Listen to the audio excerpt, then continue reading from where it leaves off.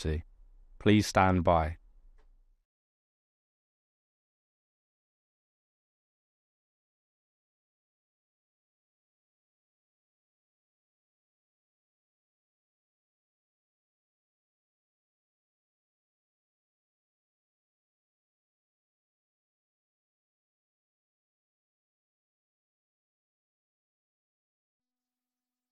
This is the broadcast from City Hall, the home of the Greater London Authority. Please stand by.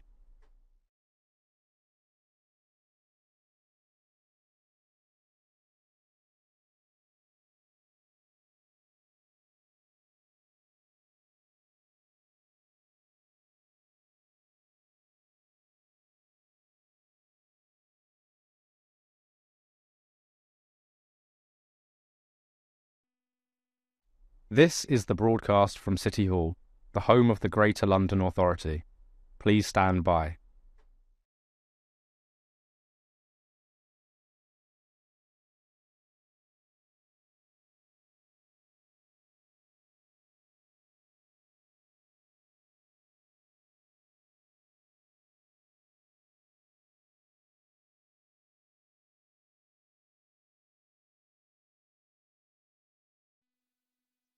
This is the broadcast from City Hall, the home of the Greater London Authority. Please stand by.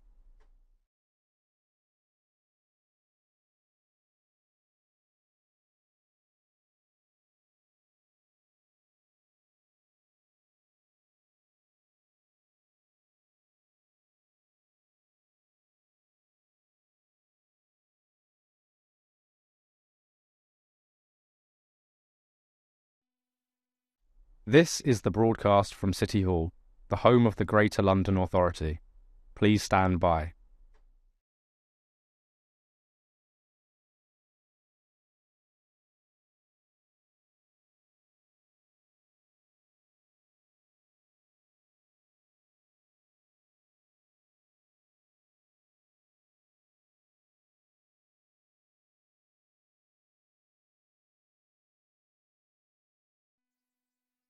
This is the broadcast from City Hall, the home of the Greater London Authority.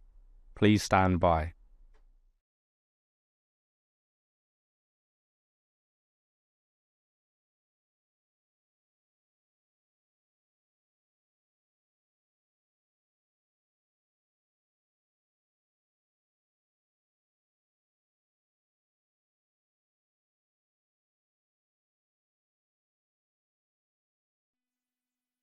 This is the broadcast from City Hall, the home of the Greater London Authority.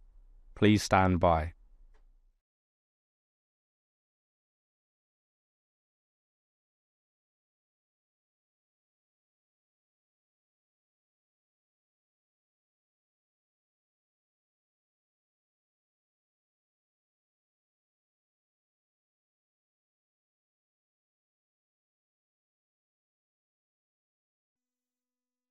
This is the broadcast from City Hall, the home of the Greater London Authority. Please stand by.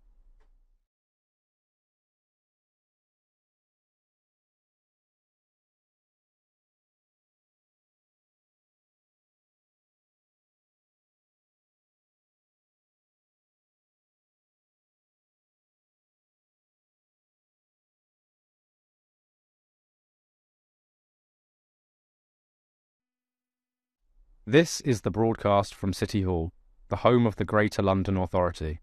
Please stand by.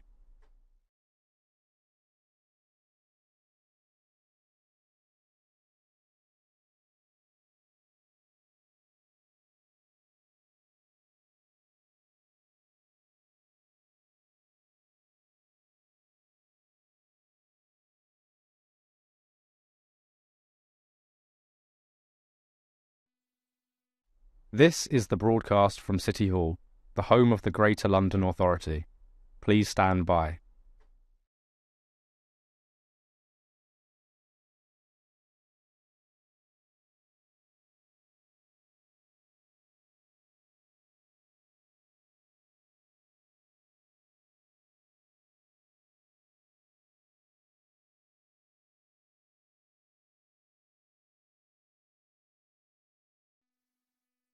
This is the broadcast from City Hall, the home of the Greater London Authority. Please stand by.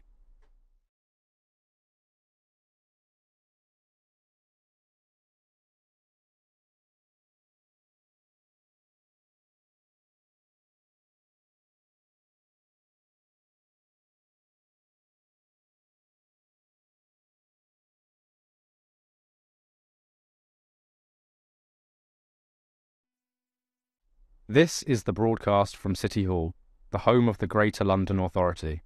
Please stand by.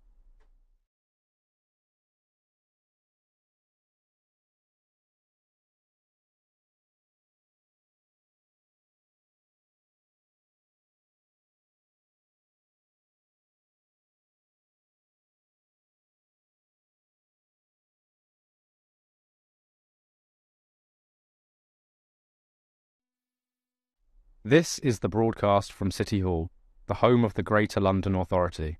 Please stand by.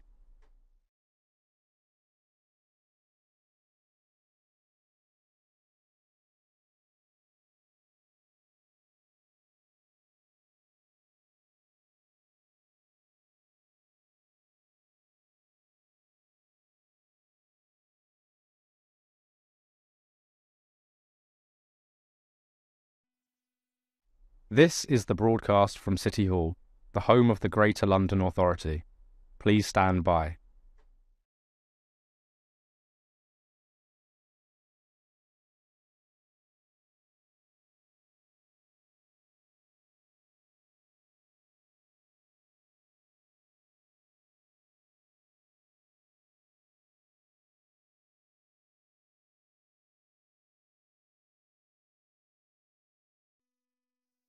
This is the broadcast from City Hall, the home of the Greater London Authority. Please stand by.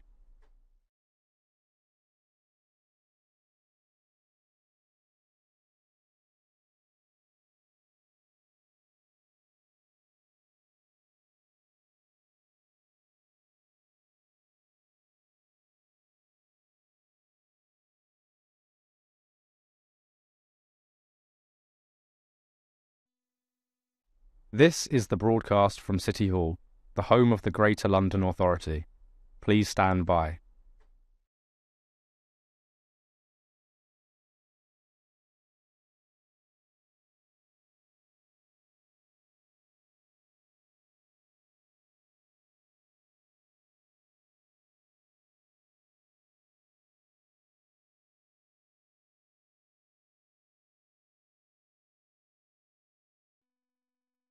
This is the broadcast from City Hall, the home of the Greater London Authority.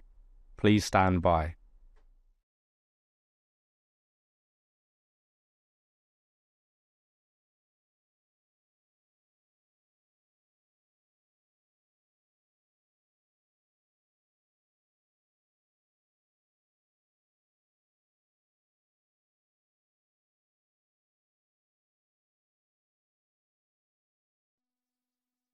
This is the broadcast from City Hall, the home of the Greater London Authority.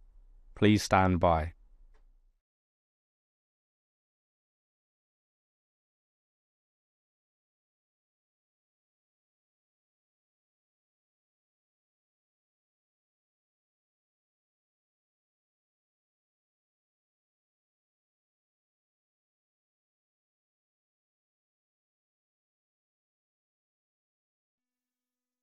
This is the broadcast from City Hall, the home of the Greater London Authority.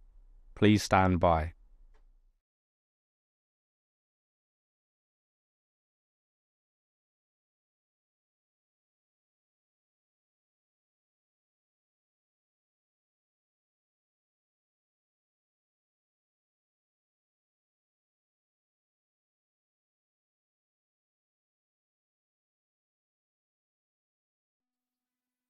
This is the broadcast from City Hall, the home of the Greater London Authority.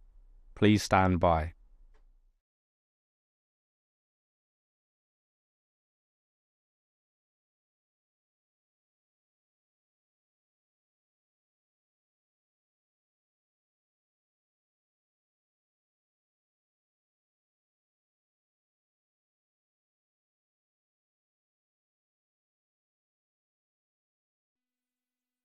This is the broadcast from City Hall, the home of the Greater London Authority.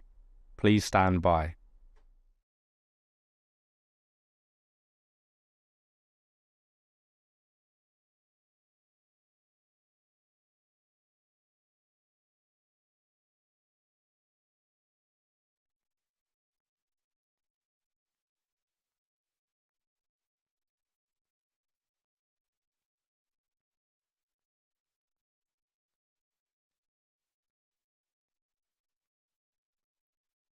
Please stand by.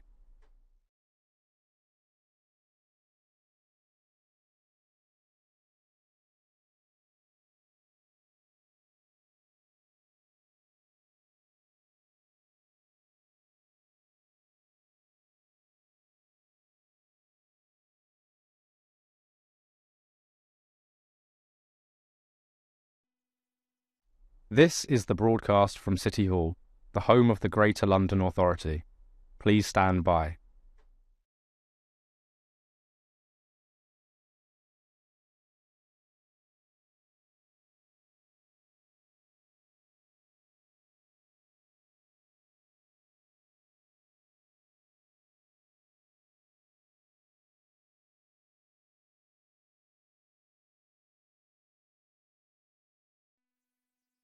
This is the broadcast from City Hall, the home of the Greater London Authority.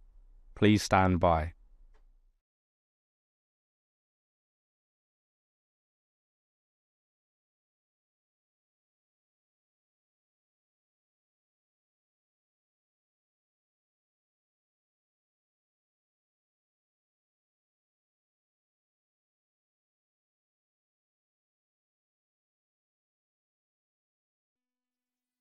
This is the broadcast from City Hall, the home of the Greater London Authority.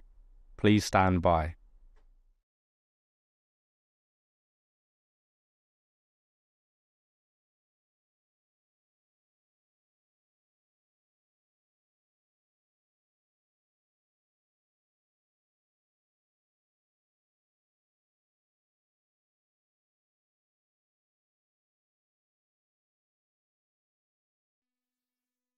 This is the broadcast from City Hall, the home of the Greater London Authority.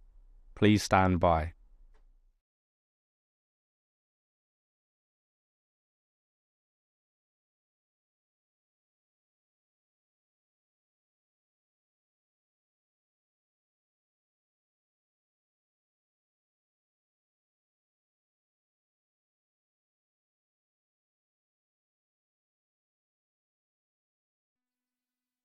This is the broadcast from City Hall, the home of the Greater London Authority. Please stand by.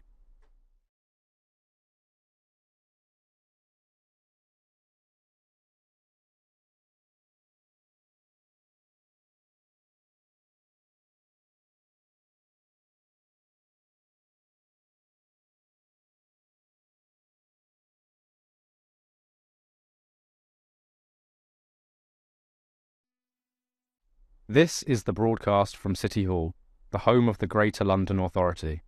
Please stand by.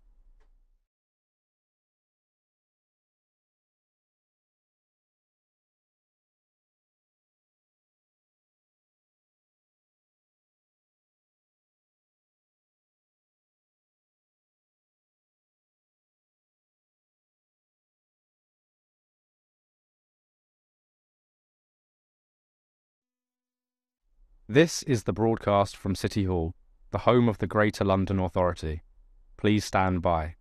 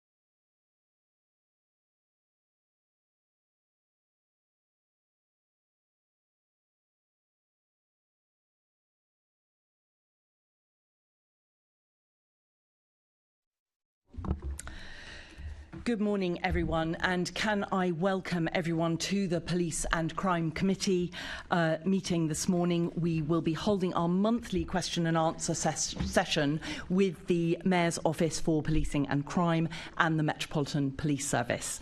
So please can everyone make sure that your electronic devices are switched to silent to avoid any interruptions.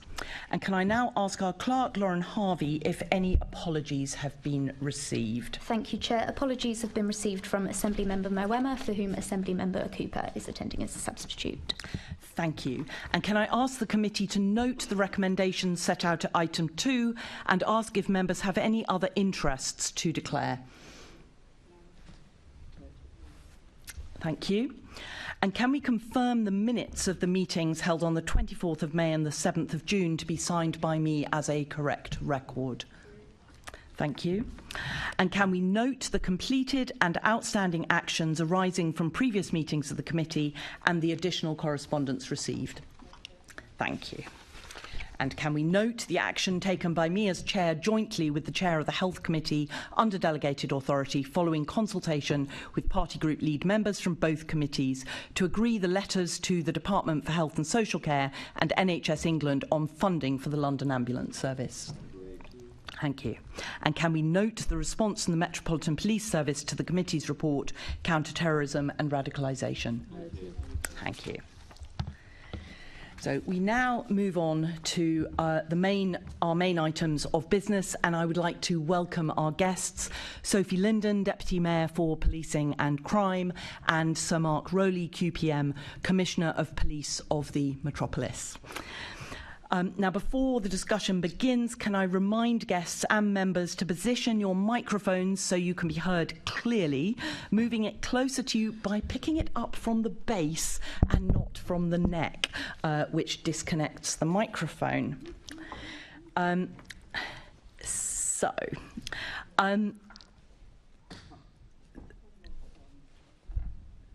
Commissioner, there are a number of topics that the committee is interested in hearing about from you before we get into the main part of the meeting, looking at 100 days since the Casey review was published. But first, I'm sure I speak for the whole committee in offering our condolences to the family, friends and work colleagues of Matt Ratana following the conviction of his murderer last month. Commissioner, do you have any reflections about Matt Ratana that you would like to share at this moment? Yeah, I wasn't fortunate to know Matt, but speaking to people who did, he's one of those characters who obviously filled the room and left a very positive, energetic footprint on everybody he worked with, everyone he dealt with, and his loss is felt very heavily by his colleagues and by the organisation. It was good to get through the trial and to see the offender convicted of murder, and he's due for sentencing in due course. And I was up at Northampton Crown Court myself at the end of the trial, and with and midst of meeting again his partner Sue, and doing statements with her. Her strength is quite remarkable in the circumstances. The other thing it caused me to reflect upon is the background routine nature of risk that police officers face, in the sense that almost everything officers deal with, whether it's executing a warrant at a house, whether it's attending a call, there's never complete certainty of exactly what you're walking into, and all the best training, all the best equipment adds together to constantly try and squeeze the risk to officers to as being as small as possible, but tragically we can't reduce it to zero. And even when officers do a good job, as the officers in this case did, you sadly can end up with results like this. And the sort of thing that struck me, one of the things I looked at, just to illustrate that background risk, we recover about 1,400 firearms a year in the Met, ranging from unusable to highly lethal. 3/4 of those are recovered by unarmed officers in routine policing. They're stopping and searching somebody, they're doing a warrant at a house, etc. And that's it's just one little indicator tragically relevant to this case of that background risk that sort of men and women sort of step into every day, and so I think the case brings that out. Most of all, it sort of though is about a character who was a real character and sort of loved by everyone he worked with, and not just in policing. He was obviously a big character in the local community. He was big in the local rugby club, and there's many memorials to him. So he will be long remembered. But it's good to get past the trial and to move on from there. Certainly. And moving on from there, just very briefly, in terms of what you're doing to ensure that people have the equipment they need to be able to detect any firearms. I understand you've got plans to train all officers in the use of handheld search wands. Are you able to just give us a brief update on progress on that? We've massively increased in the last 2.5 years the number of search wands, so they're more available on the streets, as well as having them in custody blocks, which it was available in the custody block that night. And he was arrested with a view to having done a search and found rounds of ammunition and drugs on him. The officers were uncomfortable and thought there might be weapons there that they hadn't found, which is why he was handcuffed behind his back the whole time, and he was taken to the police station under arrest, as well as to do a more thorough search. They were always of that worry.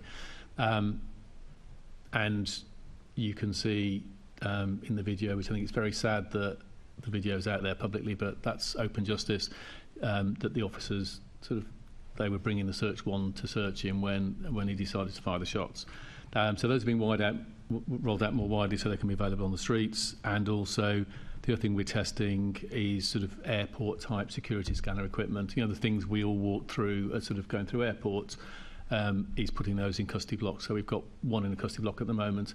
I'm sure we will have them in all the custody blocks, but we're just doing it in one to start off with because we've taken the technology adapted for our needs. We need to just experiment with it to see how it works before we decide exactly what we're going to buy. But I'm sure that will help both on this front and something else we've discussed here about more intimate searches. Actually, that can sort of help with that front as well. So from a safety perspective and reducing the need for intimate searches in some situations would be helpful. So we are taking steps like that, and we're looking at whether there's anything in the training of officers doing the search. But we've looked at the search. I've watched the video myself. The officers did a good job in the dark on a cold night, etc. And unless we want an American style of stop and search where you slam people against a wall and put their arms up and all the rest of it, and if you take stop and search to being maximum aggression and maximum intrusiveness on every occasion, which is not where we want to be, officers are making judgments based on the situation and trying to be proportionate and sensible about what they do in public, what they find there and what they do in private, and that's always going to be difficult. Yeah, thank you. Before we move on to the main part of our meeting, we've asked you for an update on two issues that have been in the press recently. One is the Met's investigations into alleged breaches of COVID regulations, and I note you put out a statement yesterday. Yeah. And the other is the latest BBC investigation into the murder of Stephen Lawrence that identified the sixth suspect in the murder inquiry after 30 years. So if you could please give us an update on those issues. 2 points to make on the Stephen Lawrence case. First of all, I think the BBC report is a little misleading if taken at face value. I mean, clearly this is a ghastly case, completely undermined by the awful handling of it at the start, and that has compromised subsequent investigations and made it harder for those who followed, even though some people have done some outstanding work and some people have been brought to justice, but clearly not everyone. Amongst the many investigations and many stages of this, the, in inverted commas, new suspect, White, he was first arrested in 2000 and a file went to CPS in 2005. And he was subsequently arrested in 2013. So the convictions in 2012, if you remember, that's the date.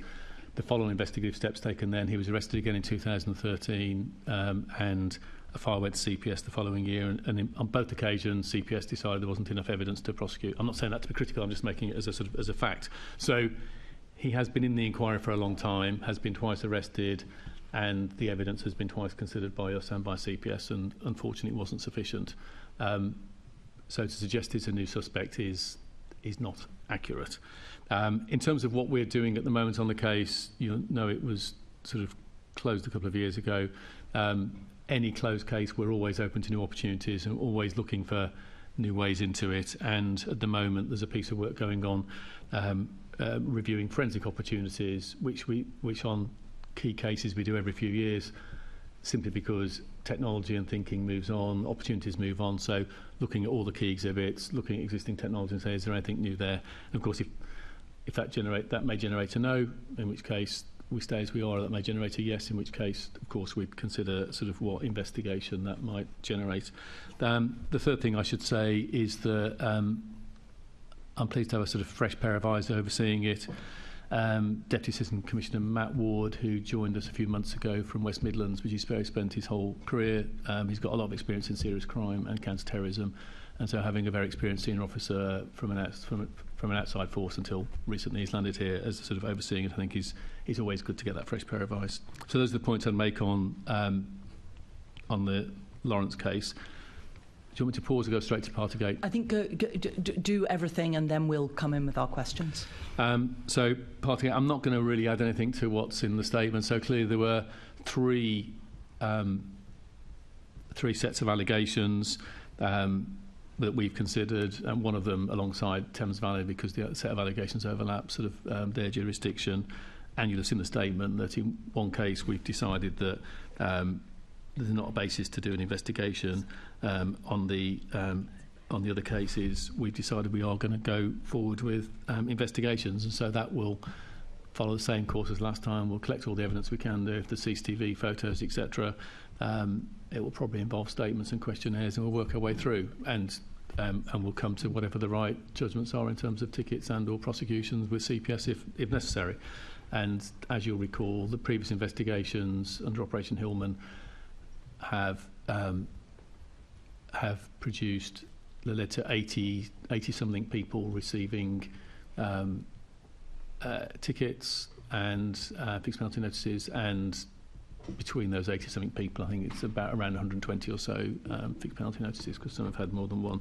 So we'll go through with the same methodology and working to the same principles as we did previously. But now those two investigations are ongoing, I don't propose to talk about them in any detail. Thank you very much. Now, I want to pick up on the Stephen Lawrence case. I think it's the words of Stephen Lawrence's mother, Baroness Lawrence, who said the latest revelation that a key suspect in the murder could have and should have been properly and thoroughly investigated is shocking but unsurprising. I've got used to the litany of failings in my son's case. It feels like, I think, in terms of where everyone's at with, the Baroness Casey review, the loss, the loss of trust and confidence, particularly amongst Black Londoners. It seems really important that this fresh pair of eyes actually gets somewhere. So it's what Baroness Lawrence said when she finished her statement was, only when police officers lose their jobs can the public have confidence that failure and incompetence will not be tolerated and that change will happen. It's too late for me and my family, but at least I hope that victims in the future will not go through what we did. So do you, you said that you've got this fresh pair of eyes looking at the investigation. Do you have any kind of timescale for being able to update people, and particularly the Lawrence family? So he's overseeing it, and we'll work through. He'll build his understanding, and he'll work through whether he thinks there are any new opportunities. I think a couple of things to say. It's impossible for me to put myself in the shoes of the Lawrences and other family and friends of theirs so affected by this. I can completely understand their lack of trust and their frustration and cynicism. The sad truth is that if you do such a bad job at an investigation in its first weeks and months, you lose evidence that some of it can never be recovered. You miss forensic opportunities. You miss witness opportunities, and witnesses' memories degrade. So there's been an immense amount of effort into the last 20 years with partial success, but only partial success. But I don't want to pretend that you can necessarily always catch up the ground that you've so badly lost in the early days. That's what makes it so egregious and makes the errors so egregious, that they're not repairable always.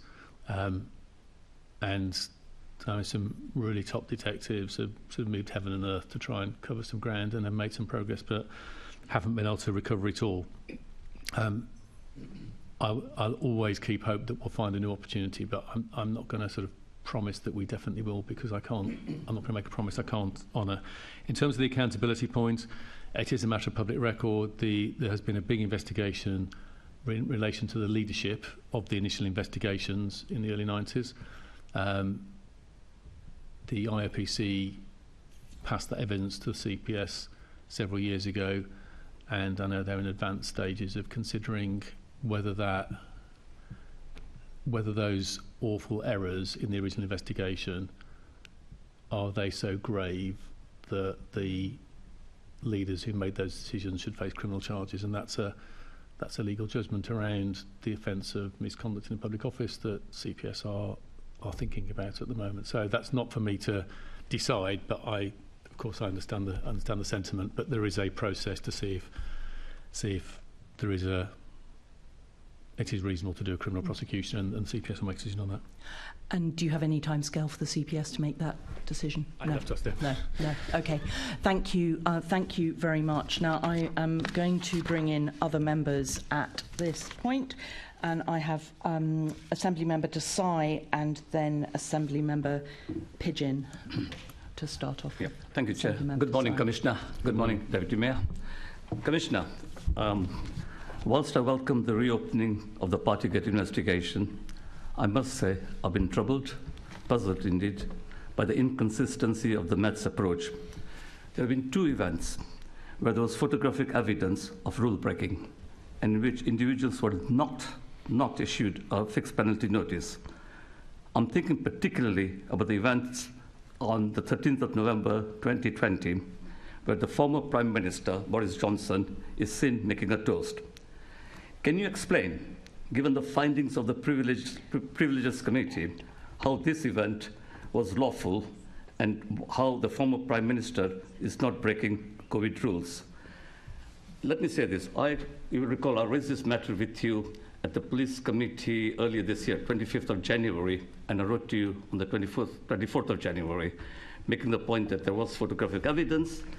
From memory, I recall, I think you were fairly robust in saying there would not be an investigation, there was no new evidence, and you repeated that point again in your letter to me on the 17th of February, where you said, as it stands, the new evidence to which you refer does not merit reopening this investigation.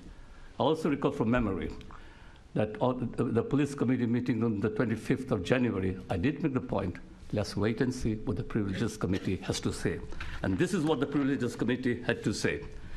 We conclude that there is photographic evidence of Mr. Johnson's presence at an event on the 13th of November 2020, where there was no social distancing, that no mitigations are visible to the photographs, and that the COVID rules and guidance at the time did not allow a socially undistanced event.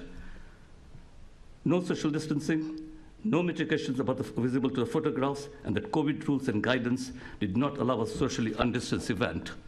So in light of the Privileges Committee's remarks, can I ask you, Commissioner, that why are you not investigating this particular event? So the criteria we've stated before are where we will investigate, because we're not going to generally go back and investigate historic issues around the breaches unless there's evidence of a serious and flagrant breach. And 3 points, it's proportionate and there's evidence that those involved knew or ought to have known what they were doing was an offence. Secondly, not investigating it would seriously undermine the legitimacy of the law. And thirdly, there's little ambiguity about the absence of a reasonable defence. Now, we've been looking at this from a legal perspective. The Privileges Committee has a different remit. They're not fundamentally charged with investigating crimes and dealing with that issue. I understand there'll always around this sort of issue be widespread political and public debate. Much of that will be based on sort of ethics and perhaps politics. I have to follow the law and come to pragmatic decisions based on what is reasonable and proportionate to do at the time. My team have been doing that. They've got a lot of experience on these cases. They've worked through them. So one of the cases, the sort of set of allegations that we've decided not to pursue overlaps between some events in London and Thames Valley, and we've just done that jointly with Thames Valley Police, and those are the decisions that we've come to. And we're now going to those investigations, and I'm not going to discuss the detail anymore. So just to understand this correctly, Commissioner, I agree that the Privileges Committee comes from a different perspective, they have a different remit. But given what they have said, and in light of the remarks, are you categorically saying you will not investigate the events of the 30th of November, or are you prepared to get your officers to look into it? That's the decision we've made, but like with one of the other allegations, if something very new, very powerful that changed our thinking arises, then of course we would review it. But until and unless that happens, that's the decision that's been made by the team. Well, I leave it to that, Commissioner. I may write to you, but I do feel that there's enough evidence to merit investigation. It's about the consistency of investigations, if I may say so. And again, I'll repeat what I said earlier this year.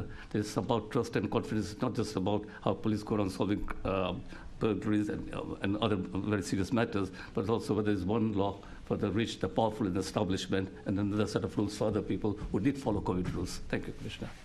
So there's an implication in that we're afraid of taking on powerful people.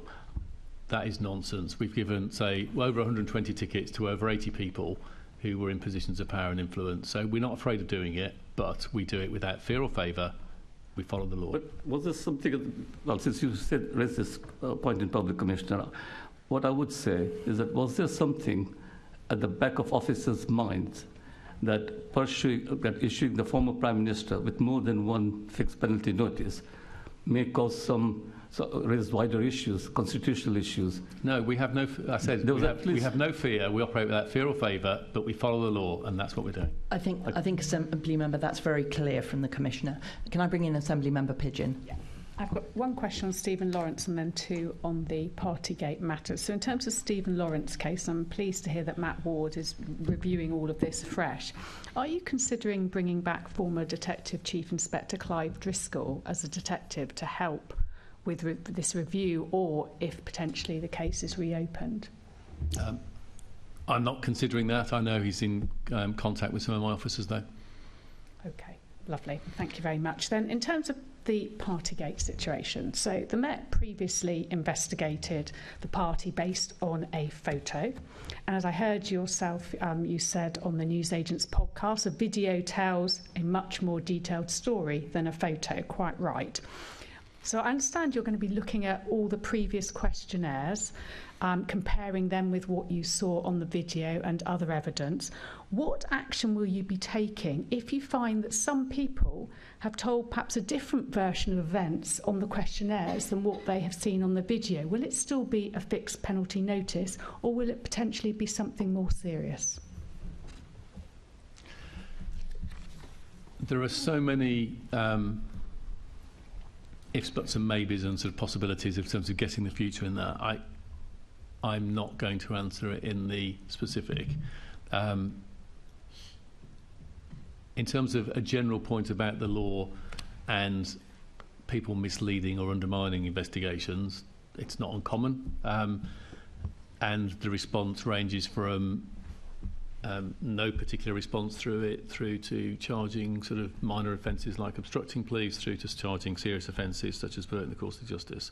So there are a range of possibilities if people from nothing to something quite firm, if people undermine investigations, but that's dependent on the case, and I'm not going to sort of guess whether any of those are going to apply in this case. That is the wide range of options. Thank you for that clarity.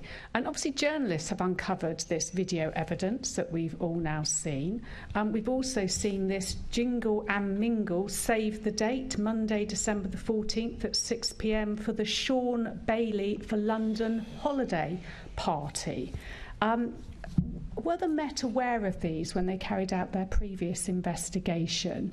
And how is it that, this information has now come to light when the Met previously investigated this matter? Were the Met not thorough enough previously? So our public statement is clear that that case is now an investigation where it's previously decided not to because there is new information available, as you say. We're making proportionate use of resources.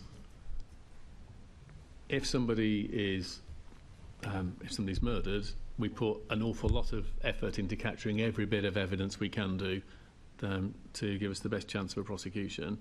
On a far less serious offence, and this is at the other end of the criminal spectrum, we sort of do a proportionate investigation. We're not going to go executing warrants and looking for the sort of evidence that has come to light here. So the investigation was appropriately thorough, given the severity of breaches of COVID regulations, which Parliament decided were an offence, but not the most serious offence. OK, but this is both factors, the jingle and mingle, save the day invite and the video, are both completely new to the Met Police. Some of it definitely is. I'd have to double check which parts are, but some of it definitely is completely new. Lovely. OK, thank you very much, Commissioner. Thank you. Assembly Member Duval.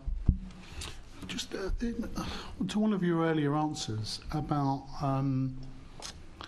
the police investigating crimes without fear, or the other part fear of the phrase. Look, there's been an whole history of historical cases from Cash for Honours, the hacking inquiry, Tower Hamlets, local one. Some of us spent a lot of time around in terms of some of the aspects of the police investigation, including a very interesting exchange between the police and the CPS over what was passed to them or not passed to them. And then we come to Partygate. What essentially is the problem of police investigating the great and good of whatever level? I mean, we can look around the rest of the country, not MPS, around some of the investigations into local government, very serious investigations around that. There are, it does not inspire you with confidence if we look at that. What learning do you think, and I would not question your statement from what you said there, but you're not doing the investigations. No. You're relying on others down below you to make judgments and causes. So what learning do you think that you want the MPS to take forward, including if, I don't really want to go into Partygate and not wishing you to comment, but clearly what's been established in the press in terms of commentary, both from officials and others, there is some learning from that previous investigation, not just new evidence about how that was conducted. So how do you learn about this? What happens? So I think this is related to what you said. Without sort of dealing with the specifics of any of those, I think there's a couple of things in here which make this particularly tricky. The first is the heat of public debate, if you're not careful, could blow around and influence decision making. So that's and the officers doing the investigation need to be confident that they can press on and do the right thing. And the second thing is the pressure. It's related to that, but it's the pressure investigating senior people and maybe accessing material from Whitehall or different government departments or other agencies. None of those are straightforward issues. I think a lot of it comes down to the senior leadership involved in this, because you have to set the absolute tone that I'm explaining here about without fear or favour, that sort of, to cut to the chase, we're not going to be bullied by politics into investigating something that shouldn't be investigated. Conversely, we're not going to be intimidated by somebody important into not investigating them when we should. So that sort of potential tailwind and headwind about doing an investigation, we need to be neutral to, and we just need to be prepared to make those decisions. And I think if there's the right leadership and strength of leadership around the people who are doing the day-to-day collecting the material, that gives them the confidence that I can just deal with this like it's anybody. I don't have to worry about the fact it's a VIP of some description. If that leadership isn't that clear, then I think that's where the dangers come in. So I think that's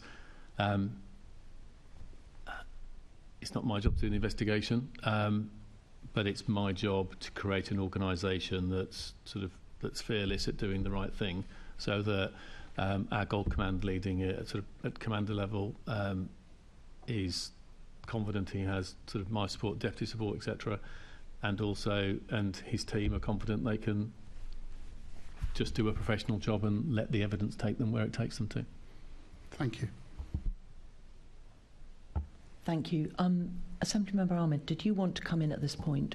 Yes, I did, Chair. Thank you very much. Good morning, Deputy Commissioner. Good morning, Deputy Mayor. It's gone badly, hasn't it? Already, I've been demoted already. Good morning, Commissioner. I thank you very much for your statement, Commissioner, about the Stephen Lawrence ongoing investigation.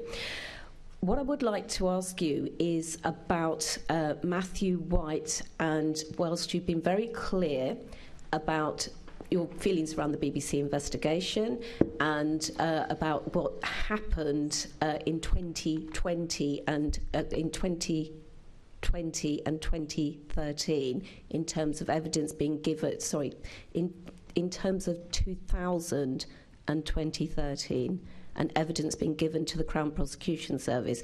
You yourself have said that evidence over a period of time it disintegrates, the DNA evidence isn't there, and witnesses, as you and I both know, their memories are not as good. If that evidence had been given 2 weeks after the murder of Stephen Lawrence, it's very clear that there would probably have been a different outcome. And I think it's really, and Londoners absolutely want to know why it is that at the time, witnesses, including Dwayne Brooks, who was with Stephen at the time of the attack, were very clear that there were 6 attackers and gave clear identification evidence that pointed to Matthew White. Londoners would like to know, why is it that he was not investigated as a suspect and was only ever treated as a witness up until 2000? I'm not going to stand here and pretend I've got an encyclopedic knowledge of 30 plus years of investigation. I've been really clear, as previous commissioners and senior officers have been, that major errors were made in the initial investigation the first few years. There were they're multiple and varied. My point was simply about Matthew White, that he was first arrested in 2000, he was re-arrested in 2013, twice files went to CPS, so evidence against him has been considered. In terms of the evidence degrading, we have, from time to time, we have new opportunities as forensic techniques move on, but the fundamental issue at the time is, if you miss the opportunity to seize material, you never have it.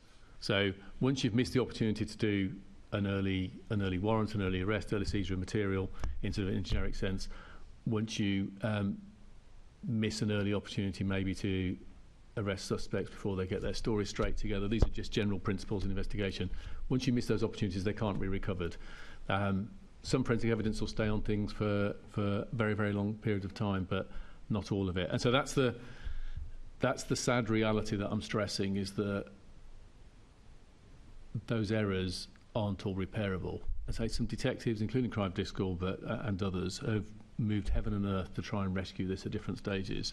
There've been corruption investigations. There've been sort of overt murder investigations. There's been all sorts of clever covert tactics. There's been multiple attempts, which has produced some partial successes, but it's clearly not as much as any of it would wish. I'm just being candid that to pretend that you can repair and investigate every investigation is not always true, sadly, and I hope we can do.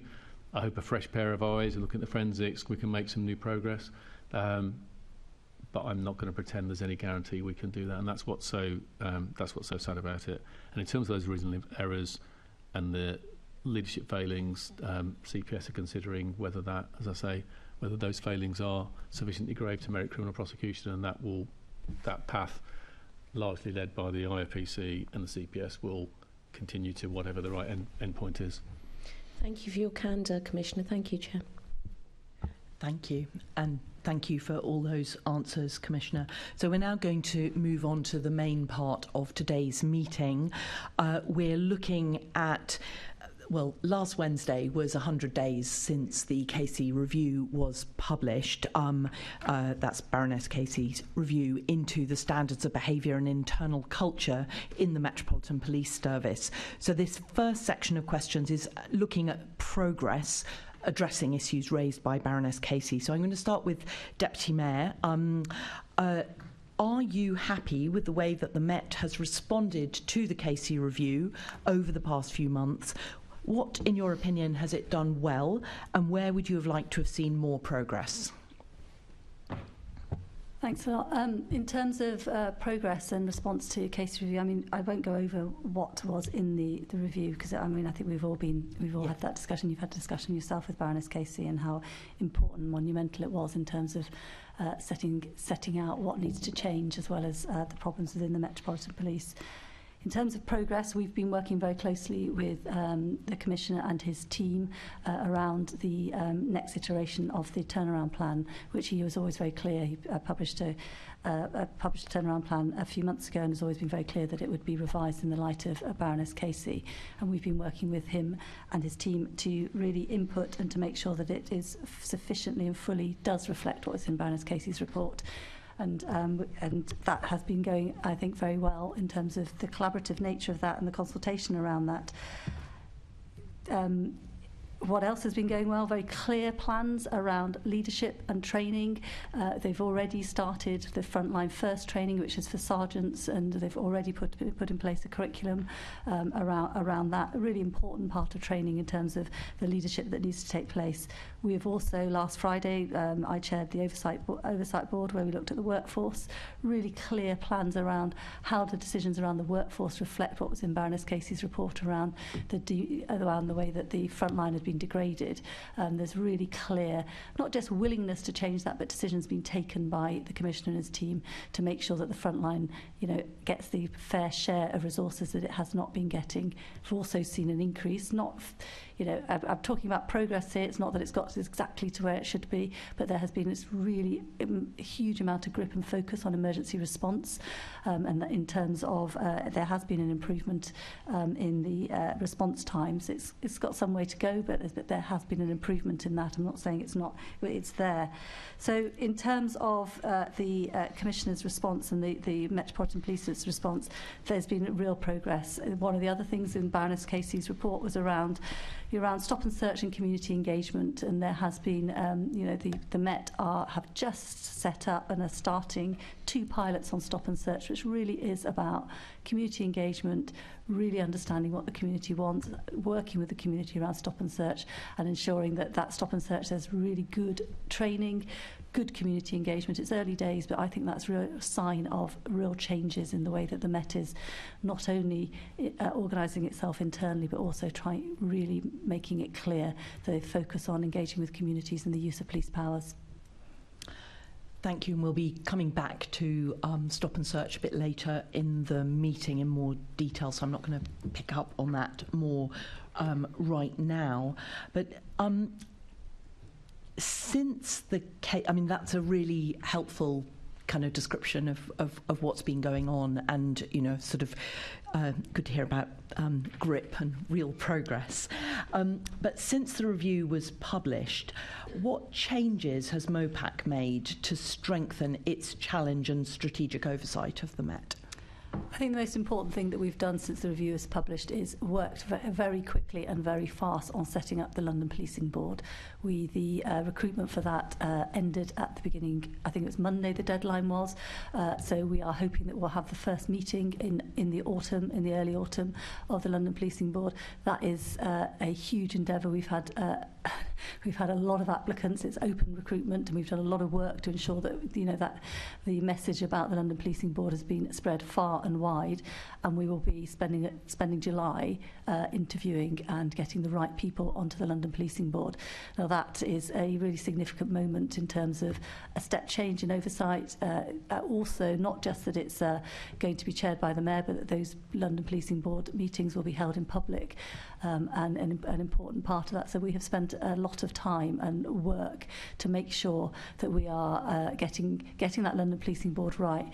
And there's also clearly some lessons within the review in terms of oversight and scrutiny, not just for MOPAC, but also for the IOPC and HMIC FRS and the College of Policing. Baroness Casey was very clear in the review that she felt that those that are tasked, such as MOPAC, with accountability and scrutiny didn't have the powers and levers to ensure that where there were recommendations, those recommendations were enacted and they had the impact that was needed.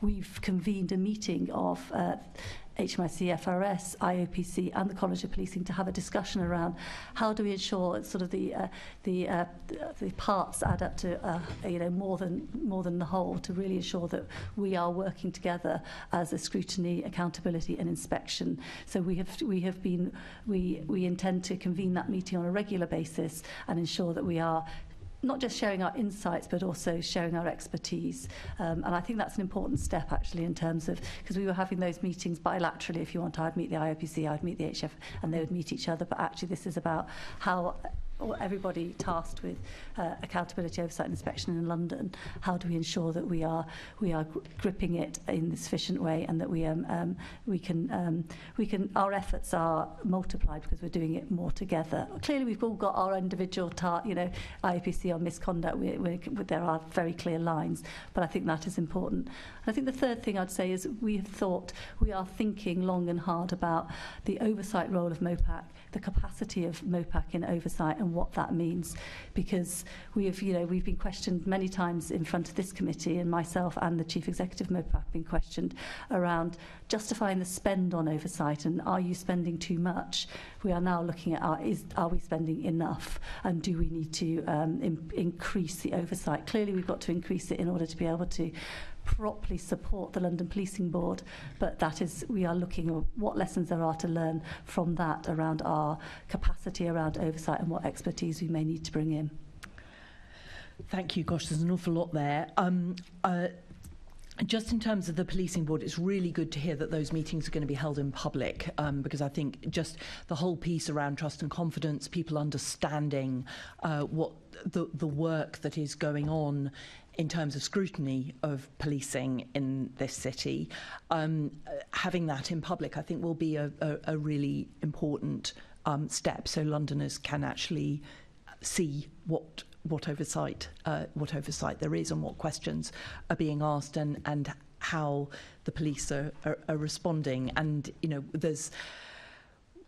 all of us, I think, in this room know what a huge task there is, and we acknowledge and see that, but so that seems like a really constructive step along the way. Presumably, if the meetings are in public, then minutes and agendas and everything will also be published and available. Thank you. I'm going to move on to the Commissioner. So, Commissioner, has the Met's leadership team spoken to all officers and staff about the commitment needed to make the necessary changes across the Met? So we've had multiple briefing sessions in different ways. So we've done both cascade briefings and personal briefings. In the day after the day of the Casey report being published, Between myself and the deputy, I think we spoke to over 10,000 officers and staff just in that one day, using sort of both in the room and Teams meetings, sort of live meetings across the organisation. We've done various cascade briefings through the senior leadership teams of BCUs and other command units, and I do a sort of the senior team. We all get out and about and speak to officers locally on a regular basis. We do a regular weekly sort of Commissioner Live event, which myself or the deputy, usually one of us usually sort of leads that, maybe with another senior officer or staff member alongside us on a particular theme, and many of those have been linked to the issues of Casey. So there's been a lot of internal discussion and frankness about it. And I mean, I've got, if you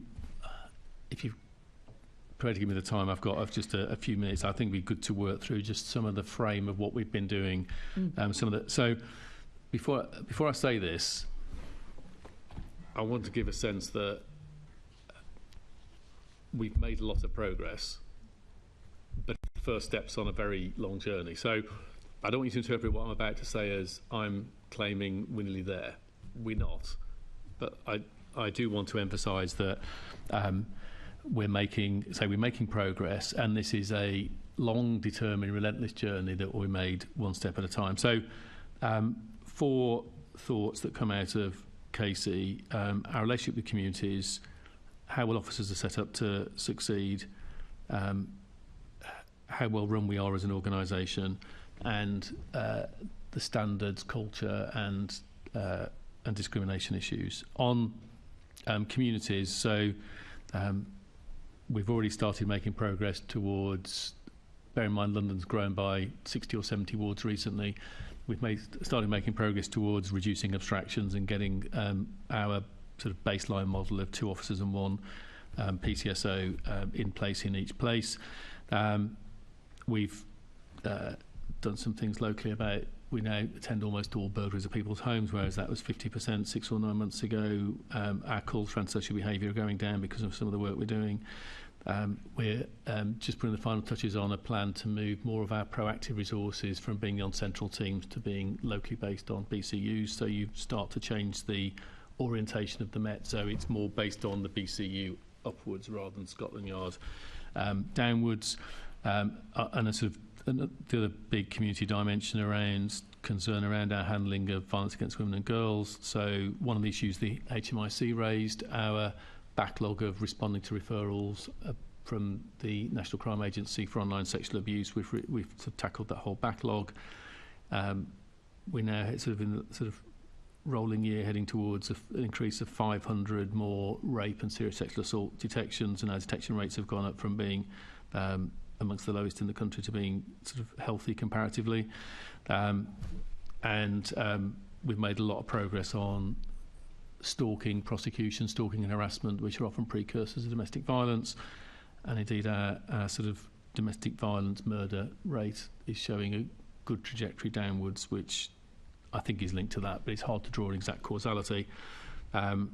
We have plans to put 465 extra police officers and 100 extra police staff into the public protection area and looking to sort of transform our model later in the year. And we started to rebalance experience in the organisation, which is something that Louise Casey calls out, that all the experience in the specialist areas at the centre and not on local areas. So we're starting to rebalance detective sergeants, for example, there. So in terms of those responding to community's point, those are things I'd hit.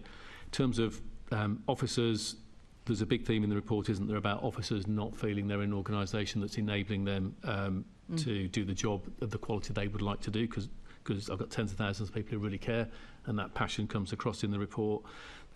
So we've done some issues with sort of technology and equipment, which there's a lot more to do, so they've got sort of good kit rather than some of the cheapest kit. Training's really important, so we've got 6,500 frontline leaders, sergeants and staff equivalent. You've heard me talk about establishing a leadership academy. The first step towards that, we've decided to target that frontline leadership level. We've got a 1-week programme, and so we've designed that, built it, and we're doing it, and we're sort of well over 10% into that cohort already. Some of them have been trained in sort of some of the meeting rooms at Scotland Yard, and I've sat down in the canteen with a few of them, and I've been really pleased with how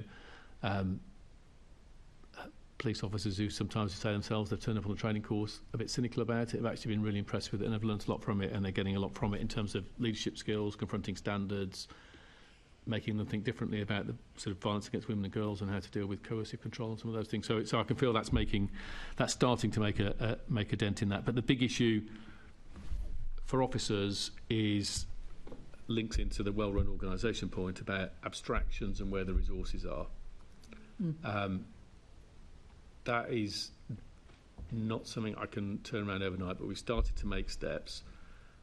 We're reducing the number of unfunded posts that have been created for projects to start to put officers back into the operational melting pot. And we are changing our priorities in our posting system, so sort of local resources on BCUs, whether it's response teams, neighbourhoods, public protection, are coming first and bearing more of the... So the pain of resource stretch has been borne very much locally, more pain than the centre, and start to rebalance that. That's in terms of volume and experience. And that's, officers would say to you probably, I want to see more progress on that more quickly. And I would like to as well, but you don't move that thing around. But that's critical. That goes to a well-run organisation. In the middle of all this, performance management. I wasn't happy with the performance management in the organisation in terms of what are the targets we're aiming at. Do we understand our business in terms of, we've got a particular crime problem, do we understand it, what we're doing about it, what's the plan, how are BCUs driving that, what help do they want from the centre, resources, where are our resources. So all of that data that you'd expect in a big well-run organisation, that's nowhere near strong enough, so that system is now kicking into place. In fact, I would be at the meeting that the Deputy's chairing now if I wasn't here, and that's stood up from being weak to I can see more grip in the organisation. That's why that's driving some of those performance numbers that I spoke about. And the last and critical issue that leaps out in the middle of cases about standards and discrimination. I've spoken about the biggest doubling down on standards in some time. That continues in terms of the numbers of investigations, sackings, etc. You've heard me ask for sort of stronger regulations that will help us move more quickly on that, and there's some discussion of that in the newspapers today, and so I'm hopeful government will move on that. Besides the standards work, which officers are stepping forward and reporting issues, values is important. We're building a values framework, which you'll see in our new policing plan in a few weeks' time. We're building our values around the idea of policing by consent. It's something I've spoken about since I've been here, about that's our heritage. Louise Casey speaks strongly about it. How do we bring to life the values of policing by consent? For me, it means communities come first. The front line comes second because they serve the communities. The organisation comes third. It means that you put inclusivity at the centre of how you behave internally and externally. So some of those themes are being woven into our values. And then two specifics in standards, and I'll pause, and I'm sure there'll be 1,000 questions. Stop and search and armed policing. Armed policing, some work that's been ongoing where by the end of the year we'll have doubled the numbers of women officers in parliamentary and diplomatic protection. It's the first time we've started to sort of balance that in a more sensible way, and that's been led by some really inspiring sergeants in that area who are upset by the culture and the challenges in their world, and want to be seen as part of changing it, which is great. We're changing the leadership of the training centre. We're going to impose a higher level of standards and ethics in firearm commands than we are elsewhere in terms of which will be part of setting a different standard and rotating people through more quickly. And we've got an experienced former chief constable from outside the Met who's helping us on that overall piece of work. And on the stop and search, this is really symbolic because it's so powerful in terms of the relationship with communities. We're going to be coming to stop and search later in detail. So you've given a huge overview there, and a lot of our questions spread through the whole meeting. We'll pick up on some of the points. So I'm actually just going to briefly pick up just a little bit further on the values point in terms of identifying the people who are resistant to change, and to what extent you're finding that this is an issue and what action you're taking to address it. So that's a question for now. I wasn't sure. That's a question for now. Okay, sorry. I thought you were saying that was a question for the future. So the vast majority of the Met want to succeed. You've got people who join for two reasons, fundamentally. Policing is interesting and it's worthwhile. You make a difference. That sense of vocation is there. The tens of thousands of people care about the quality of policing for London and are upset and angry about things that have gone wrong. And as I keep saying to them, it's possible for us to have a majority of a workforce who are great people, but not be doing a good enough job as an organisation. Those two things can both be true alongside each other. That said, as you start to pull levers, so I'm not going to pretend that when you start saying, actually, we're going to take a load of experienced officers from specialist areas into local policing because we need to balance the experience, not everyone loves that immediately.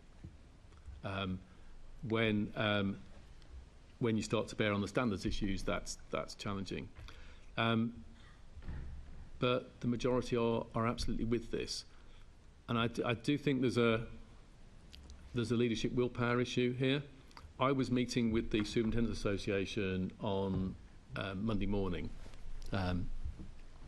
and they were raising an issue which was already on my radar, and I've got a piece of work being done on it, where we are seeing as leaders get more assertive on standards, some of those who are breaching standards are trying to use the grievance procedure and the misconduct procedure to weaponise that back against the leaders who are confronting them. And so sort of there are some battle lines being drawn, and we're looking at how those procedures work, because they need to work in a way which clearly mustn't licence bullying, but mustn't enable those guilty of poor conduct to throw up a smoke screen by undermining leaders, by creating some bureaucratic grievance or misconduct process. And so I don't think that balance is right at the moment. So I do see evidence of some of the people who are rightly being taken on pushing back, and we will find a way through that. But that's, frankly, I think that's, I'm glad to have that problem. I know that sounds a bit odd, but it shows that leaders are tackling issues and lines have been drawn, and I need to sort of tweak the policy a bit to make sure that leaders have got the strength to do what I and they want to do, and what most of the junior officers want them to do. Yes. Getting strong yeses coming from all around the committee. My final question is to both of you, which is just very briefly how Met and MOPAC are monitoring and measuring these commitments to change. And obviously this is just one example that you've just given us. But so in terms of the sort of next version of our plan, so we're publishing the next version of our plan in the next couple of weeks, so we're just putting the final touches to it. There's a lot gone into it. There was our initial burst of thinking, which was published in January, the turnaround plan. There's over 10,000 contacts with the public feeding into it subsequently. There's internal consultation. There's feedback from key groups, including yourselves. There's a lot of impact from MOPAC and the Mayor's Office. And, of course, massively, in the middle of all that is the case report and the richness in there. So all of that's gone into the hopper to produce the new version. It is fundamentally two things. There's what are we going to deliver in terms of how do we assess it, the performance thing, and then how do we reform to be able to do that. So on the first point, the performance measures. So more trust, less crime, high standards. You will hear me say that every meeting several times, forever and a day, as long as I'm coming here. So trust. How do we measure trust? So there's an overall trust of policing measure. There's how confident are people in the policing of their area, the satisfaction with response to calls. Those are sort of some of the key themes. Crime, antisocial behaviour needs to go down. We need to bear down on neighbourhood crime, the volume crimes that more people experience, continued success against serious crime, increase the outcomes against in violence against women and girls, and reduce repeat offending. And thirdly, on misconduct, it needs to go more quickly, be more effective, and across all of those areas, disproportionality is key. Whether it's about disproportionality in trust, disproportionality in victims' experiences, so sort of sadly crime falls differently and some groups have higher victimisation than others, or whether it's disproportionality known as our misconduct system. So there's a framework which I've roughly described, which you'll see in that document, which is my assessment of the best way to sort of chart progress on that trust crime standards headline. And we've been sort of sharing and discussing that on MOPAC all the way through. Fantastic. Deputy Mayor. I mean, clearly that's going to be one of the most important tasks of the London Policing Board going forward, is that how does that performance framework that the Commissioner's just outlined, how does that get publicly overseen and the scrutiny within that? That's going to be a really important task for the London Policing Board, and we'll be working very closely with the Commissioner and his teams around making sure that that performance framework, there aren't two different performance frameworks, that it all aligns, and it also aligns with the Police and Crime Plan, which clearly sets out a lot of what was within the Casey review in terms of performance, and that's the work we're doing at the moment. But in the meantime, we're not waiting for the London Policing Board. So, for example, last week I chaired an oversight board, which I've already referred to, which we looked at a paper in terms of workforce, and the Commissioner's talked about some of the decisions that have been taken to move capacity from specialist operations into the front line. That we've looked at that in terms of the oversight as well. We're taking the themes from the Casey review around the front line. How can you see it? What is happening with training? What is happening with culture change? What is happening with misconduct? And we are continuing that oversight whilst we set up the London Policing Board. And of course, you should also, I'm sure you also will ask questions about the report, for example, Baroness Casey's interim report on misconduct in November. And that is something that we get reports on in terms of the 8 recommendations around how far progress, what progress has been made. And we can see the progress being made in terms of timeliness of the misconduct, the process, the thresholds around gross misconduct, which is what was one of the things within Casey as well. So we are continuing that oversight as we set up the London Policing Board. Thank you. I'm now going to move on to Assembly Member Devonish. Thank you, Chair. Good morning, both. Commissioner, good morning. How is the Met demonstrating, I know you've covered some of this already, step-by-step improvements to Londoners, and what impact is this having on trust and confidence, in your opinion, please? So we've started that journey. So how are we demonstrating step by step? So, for example, some of the things I've mentioned already. So starting to fill the vacancies in wards is a key thing. I mean, police, if your strategy as is, it starts from neighbourhood policing being the cornerstone and you build out from there, then actually those posts being valued and filled and people being sustained in them is a key step. And we've got, without the resourcing balancing we've got to do, it's not going to get fixed overnight, but over the course of this year, and we've already made some steps in that. So people will see a difference in that. Seeing a difference in quality of service. So the Deputy Mayor mentioned the answering of calls. I've mentioned the sort of attending that now sort of well into the 90% of burglaries of people's homes, up from 50%. So you start to sort of pay attention to things that people notice and matters to them. The work we're doing on sort of violence against women and girls that I mentioned, so you start to improve performance in those areas and talk about them and showing that difference. I think if you flip it then into sort of, just to pick another, rather than go through everything again, going to standards. So the work we're doing to tighten standards, the fact that we're still working through the sort of conclusions of this big review of all the allegations about sexual misconduct that have been made about officers in the last decade, the fact that we've got community experts triangulating our decisions, challenging our decisions as we make the judgments on, that's nothing to worry about. That is something to worry about, sort of those sort of decisions based on the evidence. The fact we've got that involves communities in it as well. So we're charting in performance, but also in terms of the way we're acting, and stop and search, which we'll talk about later, will be another example of that.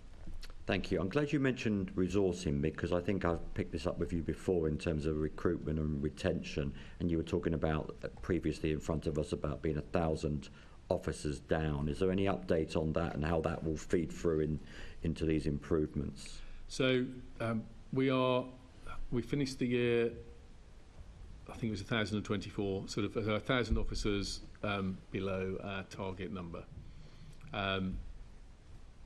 Our projection was that with the rate of attrition in terms of people leaving and the application rate, that the best we could hope for this year would be sustain that number.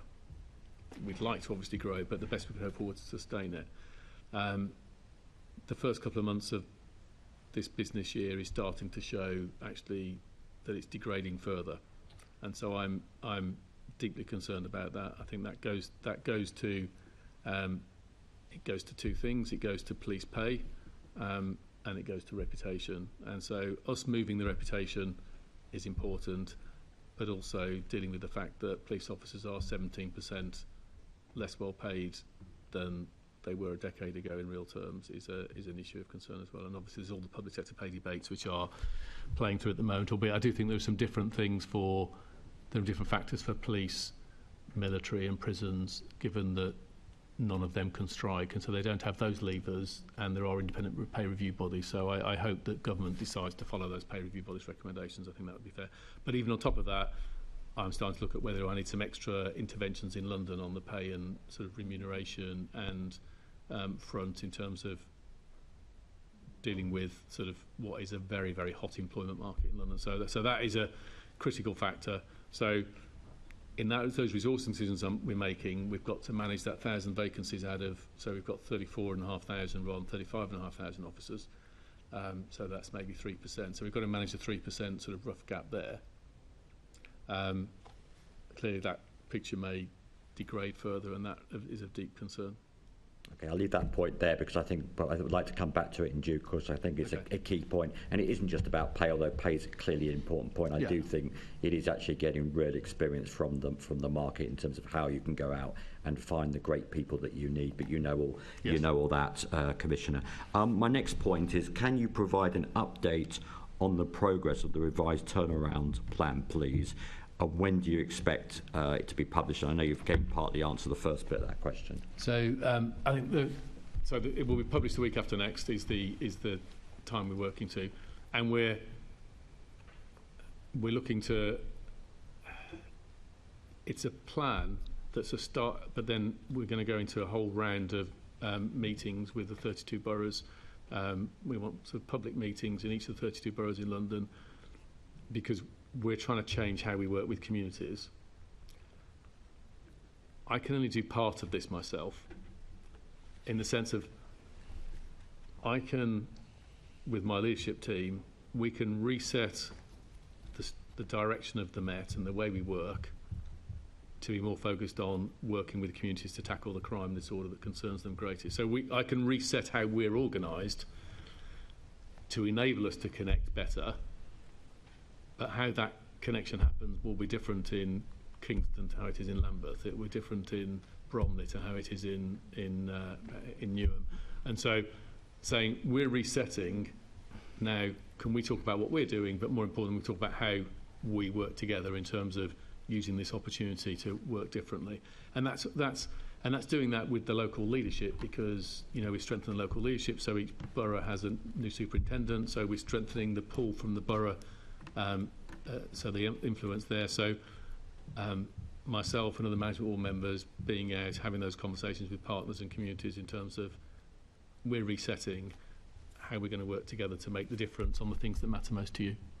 Well, as those dates are so imminent, I hope you've already asked the borough leaders to save the date for that and get it out communicated, because otherwise you know what diaries are like for everybody.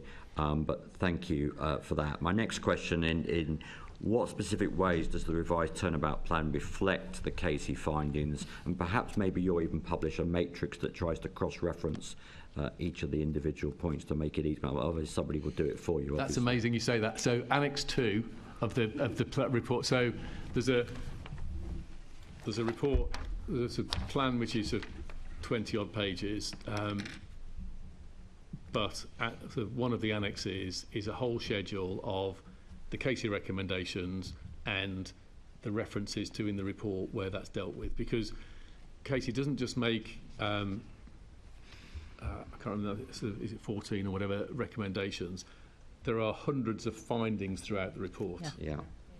And so scheduling the recommendations and other points and trying to reference how they are capturing it, because they're woven throughout it, because she talks about how well we're organised, she talks about connection to community. She talks about violence against women and girls. She talks about resourcing. She talks about discrimination, which got all the headlines. So it's woven through the report and trying to sort of say, this is a coherent report that picks up Casey, our own findings, the inspectorate's views, what communities want. So it's dealing with the multiple of factors that Casey is so important. There's a schedule at the back, and likewise another issue which we've pulled together. So is the point of discrimination becoming an anti-discrimination organisation, because some of that's about assertive intervention, but some of it's about culture, some of it's about performance framework. So it's woven through the document. So again, there's a page within the document that says, for the avoidance of doubt, we determine to become anti-discriminatory, and this is how this plan in multiple ways captures that. So we're trying to make it as digestible as possible, but this is always the challenge with these issues. But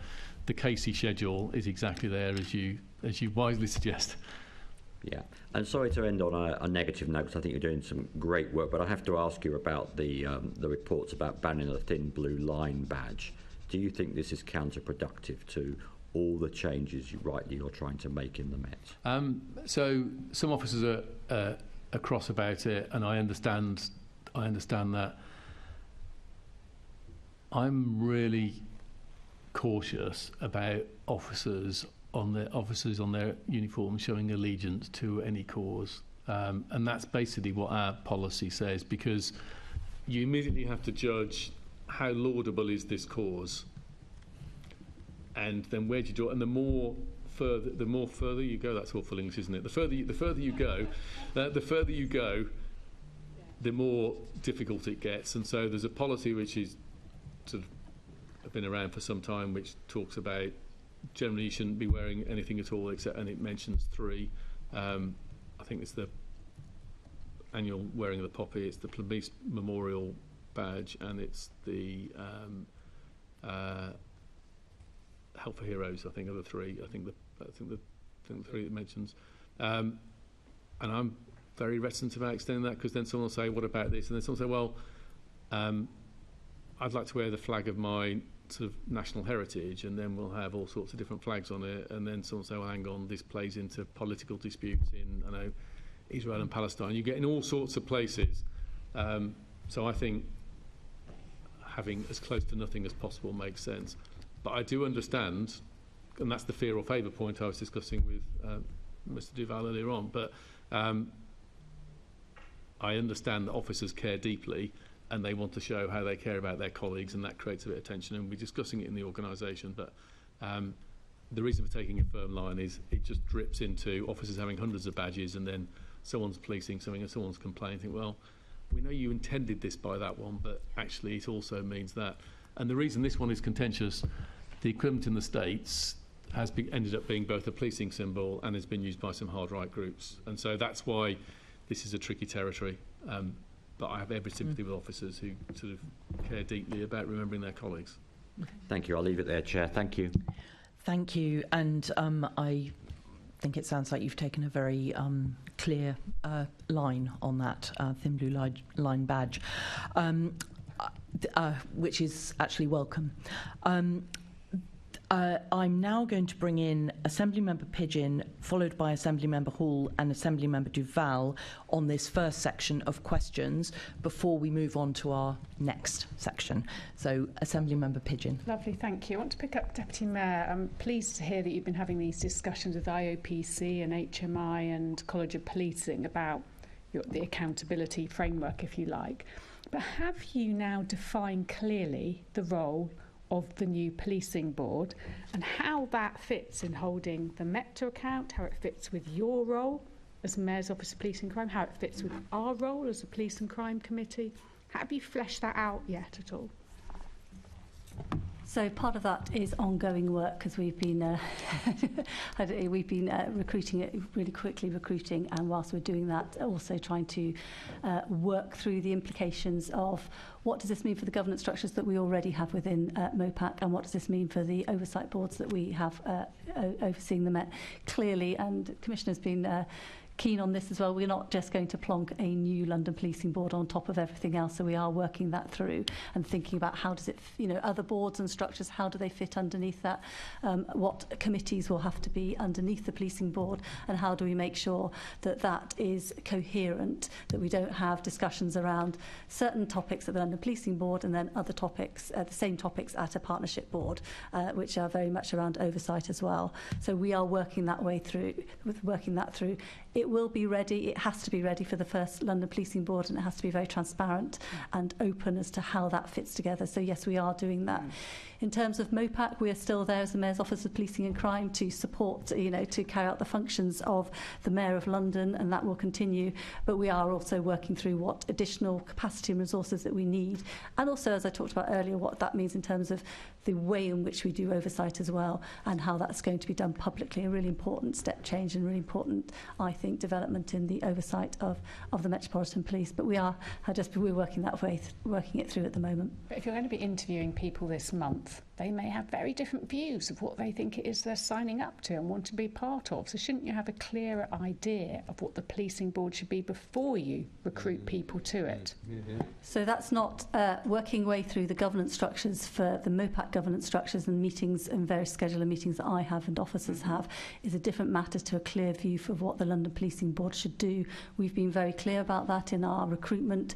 We've had the recruitment agency has had discussions with that. People know what they, that they, when they're called for interview, know what they're going to be signing up to. We've told them that we are working through that governance structure, that clearly attendance at a quarterly meeting of the London Police Board, there will be other matters underneath that as well, and we're working that through. That isn't an issue. We're very clear the London Policing Board is about that strategic holding of the Met to account, chaired by the Mayor, and that there will be a performance framework that sits beneath that as well. It might be useful if you could circulate the information that's being given to applicants so that we are just aware exactly what it's you're all asking. on, of course, it is all on the website. It is all publicly available. We can make sure we've got. I think we did. I wrote to the chair, and I'm pretty sure that I also sent it all to, particularly to PCC members, but I think all Assembly members as well. Lovely, thank you. And then Commissioner, separately, I understand the Met have been appointing non-executive directors, experts to advise, challenge the management board and so on. How do they then fit in with this whole new structure of your policing board, MOPAC and so on? Policing governance is a little different to most other organisations in the public sector, because Parliament created a bit of a fire break between the police force and the overseeing bodies to deal with issues of operational independence. So an issue we've just been discussing, for example, the plan that I'm producing is sort of the Met's plan, and it does not have to slavishly follow anything the Home Office or MOPAC or the Mayor's Office produce. Legally, I have to take a lot of account of them, because clearly the politicians who represent the public in holding me to account, but there's a fire break that gives me space to produce something that's half a step away. So it's an oversight. So, for example, the Mayor's responsibility to TfL is much more direct responsibility than the Mayor's oversight of policing. It's a slightly different relationship. So I'm therefore, I got with an extra degree of independence. I'm running a big organisation with a budget well over $3 billion with all sorts of responsibilities. One of the things that has been in place since these arrangements came in place, there have been a couple of non-exec posts on the Met's management board all the way through. The first iteration of those, which started when I was here previously, people brought, it was more about governance experience, and that's evolved over time. I'm more looking for expertise. I've got loads of governance. I'm more looking for expertise in technology transformation, culture, sort of leadership, sort of community engagement, those sorts of areas. So we're building a team of non-execs that can bring some outside challenge into the decisions I'm making in the organisation about how we run it, which is slightly separate to how the Deputy Mayor and the Mayor and the Policing Board will scrutinise, oversee and challenge what we're doing. It's also relevant to Casey. I think sort of the point about outside expertise. So there's some very heavyweight outside expertise at NED level. In our management board appointments, I've been keen to get as many outside people, particularly in the police staff roles, as I can do, and some more recent appointments will bear that out. The sort of more junior senior leadership posts, we've been advertising externally as a default, and there's a few key posts coming in. We're determined to go outside, get the sort of culture director post from outside. So whether it's executive leadership posts or non-executive, it's all about bringing the outside in. But there's that, it reflects that fact, and it's a bit of a weary governance point, but we're constructing a way where there's a half a pace gap between us, and I need that expertise around me for what I do, in parallel with City Hall challenging and scrutinising me. That's helpful, and you're very clear on their roles. It'd be good to perhaps hear who's been appointed in due course. Thank you, Chair. Assembly Member Hall. Thank you. At the very beginning, when you were talking about Ratana, you were saying that police officers go into very dangerous situations not even knowing that they're in there. I could not agree with you more. Thank you. I couldn't agree with you more that they shouldn't be wearing all sorts of badges and all the rest of it. But I do disagree with you on the thin blue line, only because it means so much to your officers. At the moment, we're losing them. You've said about recruitment, etc., and they want to honour their colleagues, and I absolutely get that. I can see you get it as well. It's just one of those things that I think is a mistake, because it does mean so much to them, and some of them that are on the edge now because of they're tarred with the brush of some of their colleagues, and that's heartbreaking for all of us, because the vast majority are good people, and for them not to be able to commemorate those colleagues that they've lost because of that, I'm absolutely with them on that. So clearly it's your decision, but it's we one obviously have a thing. shared sentiment. It's a very finely balanced decision. I accept that point. Okay, I'll leave it at that. Thank you. Assembly Member Deval. Can we go back to the policing board? It's very good that you're talking about trying to co-align some of the bodies that already exist. But is the policing board advisory? Is MOPAC or the mayor, decisions that MOPAC take, still going to be taken by MOPAC outside that strategic holding the MPS to account for the new policing board? Can you just tell me a little bit more about that? And then where do MPS papers come? So this touches on the last previous intervention of where operational meets policy, or policy meets operational, whatever way you want to look at it, to be honest. So take me through that, and what's the initial thinking, albeit I accept there's still more to go, but let's try and flesh out a little bit more. Do you want to go first? Yeah, no, of course, those are they're good questions, Ellen, in terms of and it's discussions that we're having at the moment. The board is advisory; it's not a decision-making body. However, I chair, for example, once a month an IAM meeting, which is an advisory meeting where we go through the procurement and the tenders and the purchasing of the Metropolitan Police. I would expect the London Policing Board to have a view of a strategic view of those decisions, but those decisions will still be delegated down to me to sign off in the way that they are now. We're not looking at a change of sort of delegated authority or anything like that, but I would expect the London Policing Board to have a strategic view, and especially a strategic view of some of the major decisions that may come forward. There's some big, going back to the Casey review, one of the things that's not talked, the Commissioner has talked about it a bit today, but is often overlooked. There's quite a lot of in the Casey review around some of the procurement decisions, for example, on HR, shared services, SSCL, welfare, occupational health.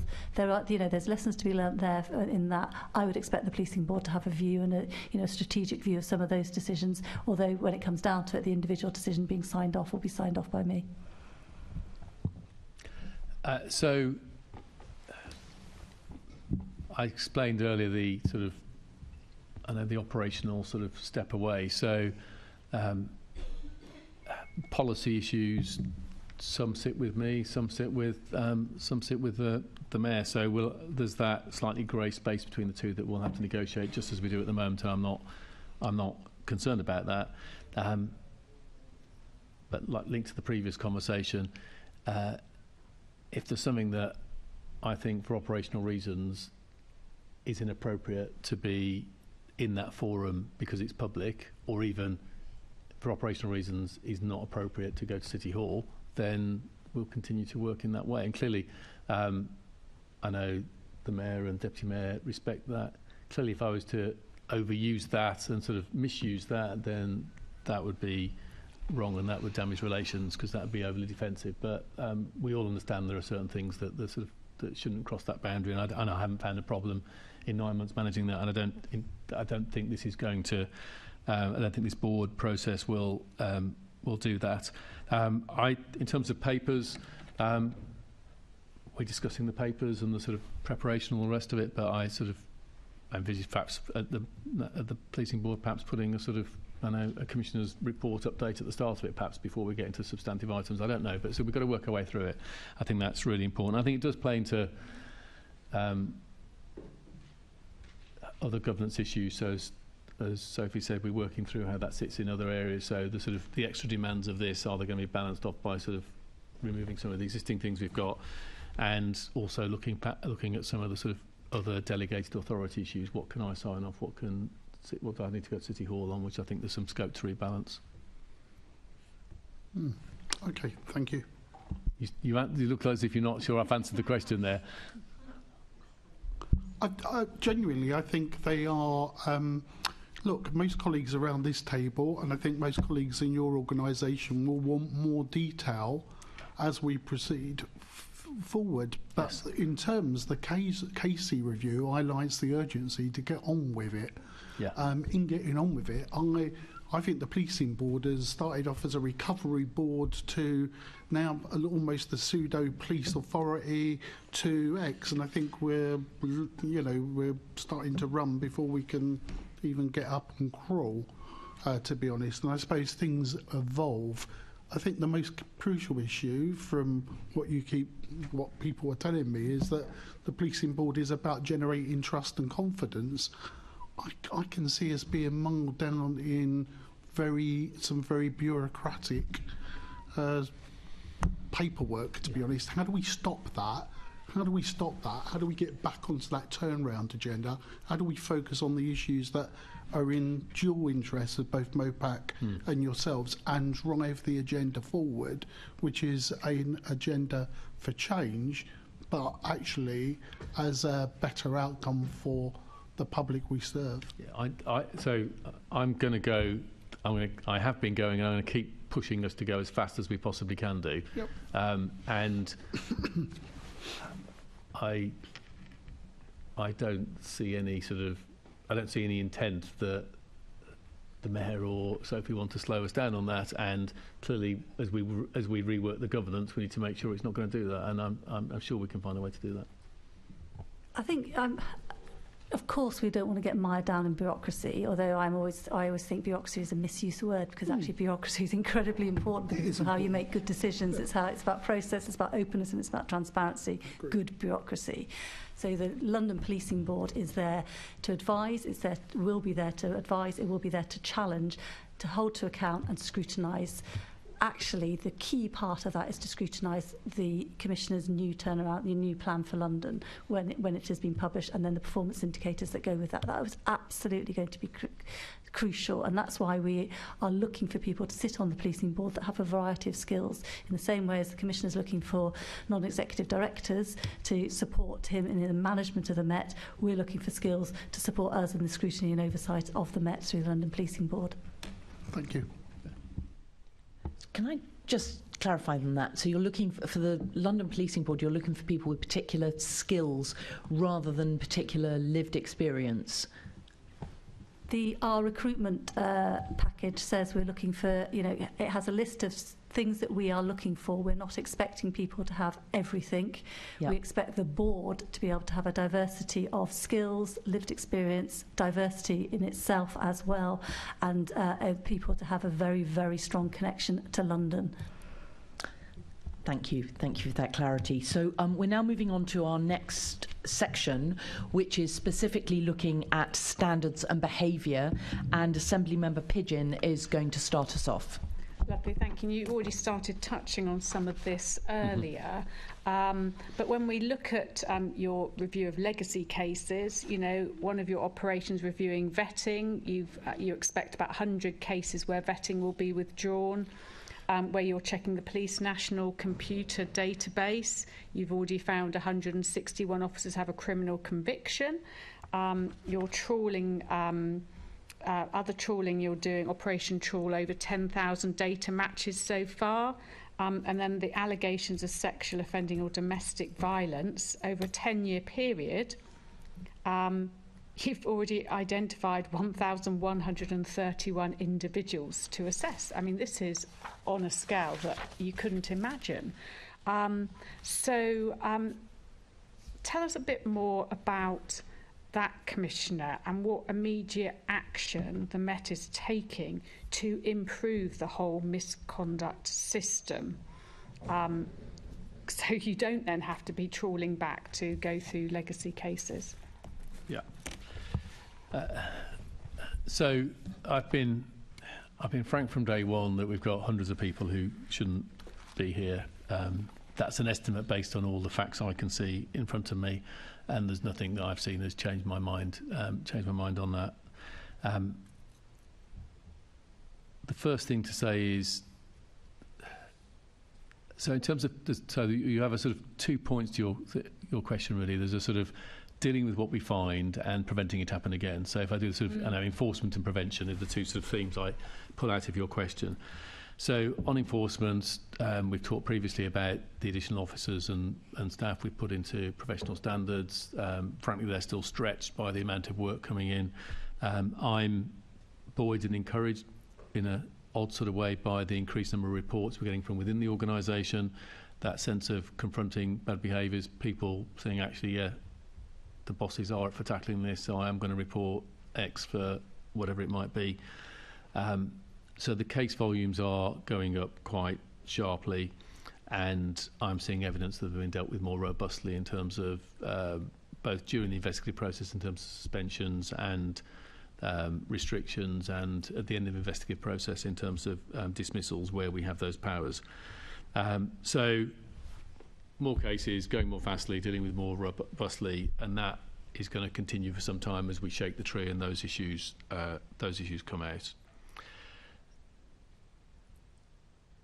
Secondly, there's the look back point in terms of enforcement. So if one of the key bits of evidence of recent cases, of my own insight, of our team's insight, and of Louise Casey's insight is that we've set the wrong standard previously, then you have to look back at some legacy cases and think, actually, you have to turn that stone over. The strategy would clearly be stupid to say, well, we know we've got lots of problem individuals from past behaviour, let's just wait until they do something bad again. That would clearly be nonsense. So looking back at legacy is a big piece of work in itself, and so that review, Operation Onyx, that review of previous allegations of sexual misconduct, ranging from workplace harassment to serious sexual assaults. So some of those cases we have been dealt with properly, and there's no substance behind the allegation. Others we remain concerned and we're following through. So there's a lengthy piece of investigative work on that. We're also looking to do similar reviews in respect to historic allegations of racism and homophobia as well. So we're working our way through that, and those are in themselves big pieces of work to take into the system, but need to be done. We will see a big increase in the number of officers being sacked. We're already seeing that. You're seeing, I mean, I said previously about you'll see regular cases going to court, you'll see regular officers being sacked, and those cases are out there and you see those reported on a regular basis. Alongside this, I would like to be able to execute this more quickly. That's why I've been very frank about what I see as the failings in police regulations. There are good reasons why police officers are under a regulatory framework rather than normal employment law, but that doesn't mean the regulations are properly constructed. And so there are several things that we've we've asked for, there's quite a few detailed points on process, but there's some big issues around, if you're holding me to account for the standards of the Met, I would like the final say on officers leaving. To have people who we don't think fit the standard to be a police officer, but somebody else says, tough, you've got to keep them, to me seems to be wrong, and I find really annoying, frankly. Vetting, the fact there is no explicit provision that says if you fail a re-vetting, you leave the organisation, is problematic and odd. The fact that there are some issues around Regulation 13, which is how people in their probation leave the organisation if there are concerns which are probably more restrictive than was intended. So there's a range of factors like that which are big issues which that would help us get through it more quickly, and I mention those again because I think they're important. So that's the enforcement piece, removing people more quickly, new cases being shaken out of the system, our officers are up for it, which is really powerful, and looking back at legacy cases. In terms of prevention, so again, another sort of new appointment from outside the Met, DAC Andy Valentine, who came from South Wales, on behalf of Barbara Gay, who has only been the Met for a sort of couple of years from PSNI. I make these points just to illustrate we've got lots of fresh pairs of eyes on issues, are leading a sort of fundamental review of how we operate in professional standards and vetting and how all of that works. So trying to make both immediate tactical improvements to help us today as well as long-term system improvements. So, for example, how do we use better data tools to improve our vetting to make it both quicker and more penetrating in terms of what it finds, perhaps in terms of social media. So there's a reform piece to be done there. There's the investment in leadership training, because giving leaders the confidence to operate is part of this, and the policy issues we discussed earlier. And thirdly, there's the wider cultural point of the organisation. How do we bring the culture and values to the fore so that the good majority are able to flex their muscles? And overall, if you take a medical analysis of this, which is slightly clumsy, but the first piece of work we were talking about is how do you cut the cancer or the infection out of the organisation? We've got a piece of work to do there. The second piece of work is how do you make the body healthier so that reinfection doesn't occur? And that's the culture piece, that's leadership, that's the stronger professional standards world. And that's the two things that we're doing. The surgery you can do more quickly, but it's still, in our context, going to take a small number of years. But the cultural piece is the one that has the legacy value that just creates a healthier organisation.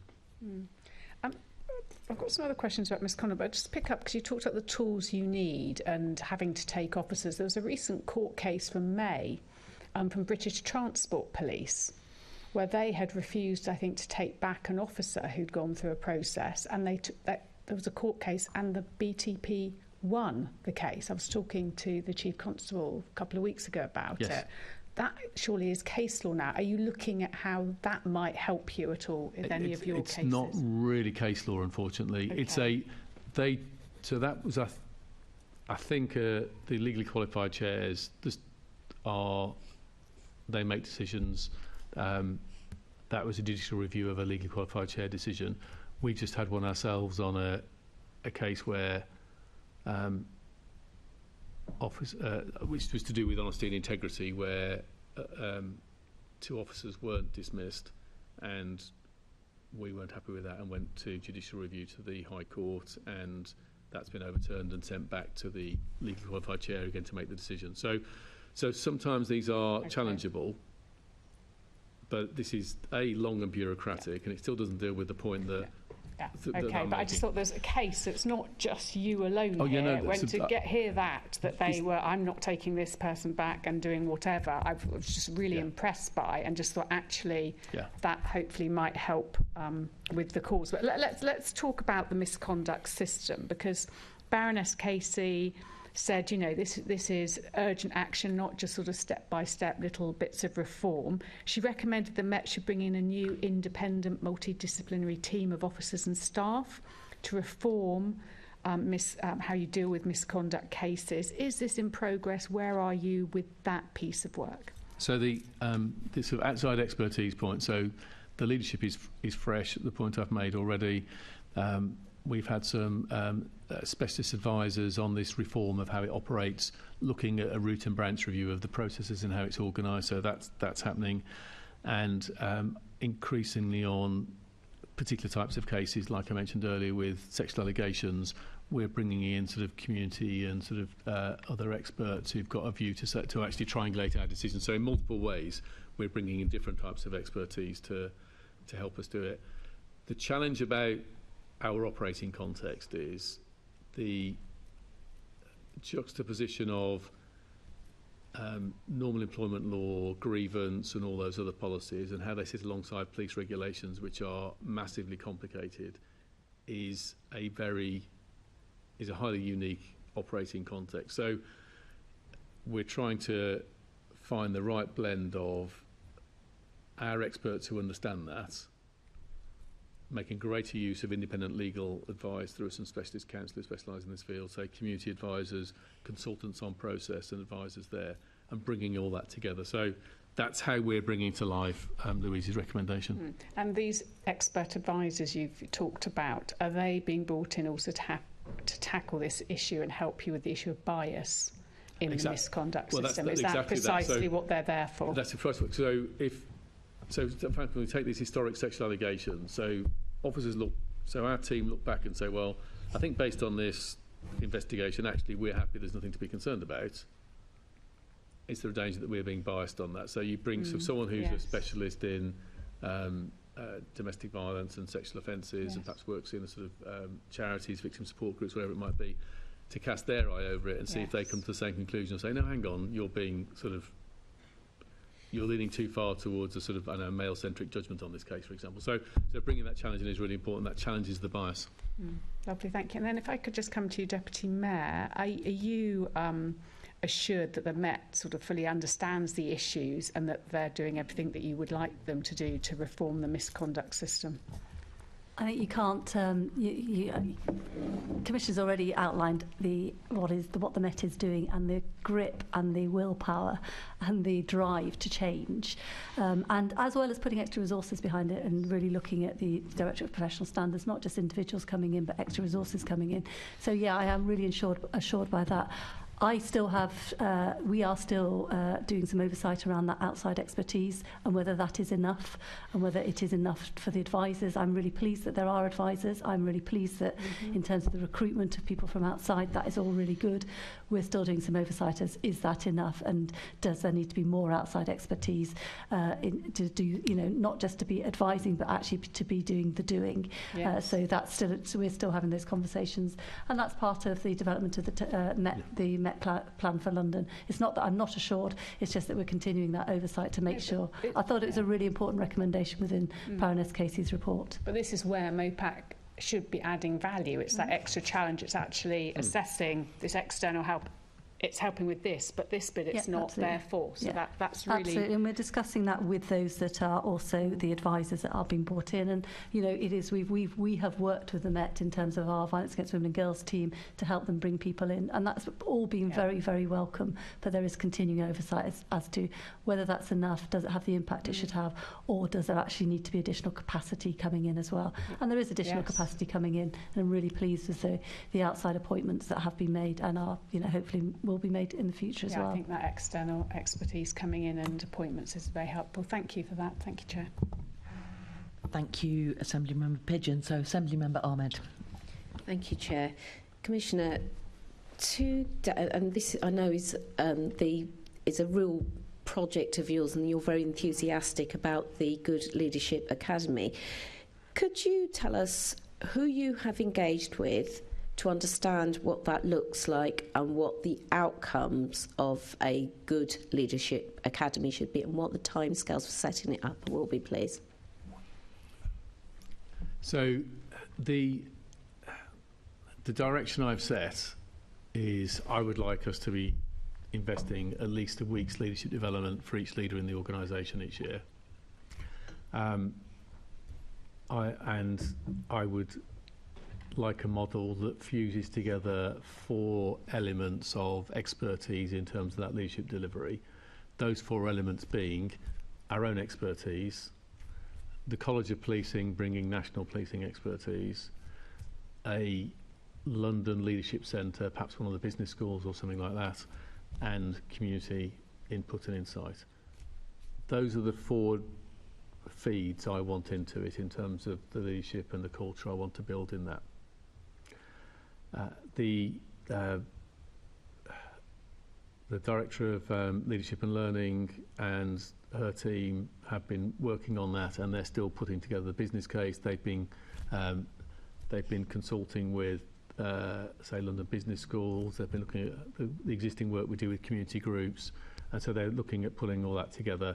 And also we're looking at the estates issues. For example, can that be at Hendon? At the moment, Hendon is used partly for training for new recruits and some others, but it's also used as quite an operational centre. There's quite a few specialist teams there. So could we repurpose that and actually make it that leadership academy? So they're building all that together, it's a big, complex piece of work. In the meantime, they're trying to build some of the individual components. So that's the big business case, leadership centre, and a sustained sort of capability for the organisation, so we have the best leaders.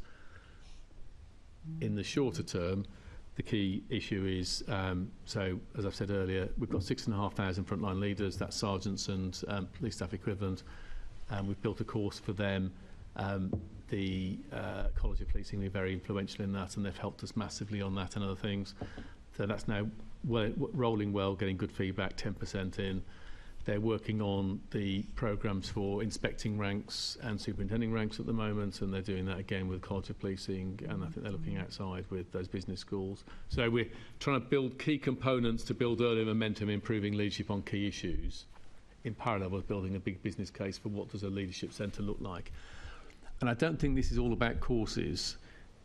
Those of you who've worked in other sectors, other organisations, training and development for leadership tends to be a mix of, some of it might be a course in a classroom with some others, some of it be online learning, some of it might be mentoring and coaching, some of it be done from within your organisation, some of it from outside suppliers. So it's finding that right mix that works well for us, and that's what we're trying to do. And I'd love to have it sort of done overnight, but that's my urgency. But you can see it's not something that we're going to put in place overnight. But you can see we're making real progress in substance alongside the longer term academy design. And Commissioner, you've set out what you want to do in detail, but if we could backtrack, who did you engage with to get to the plan that you have in place? I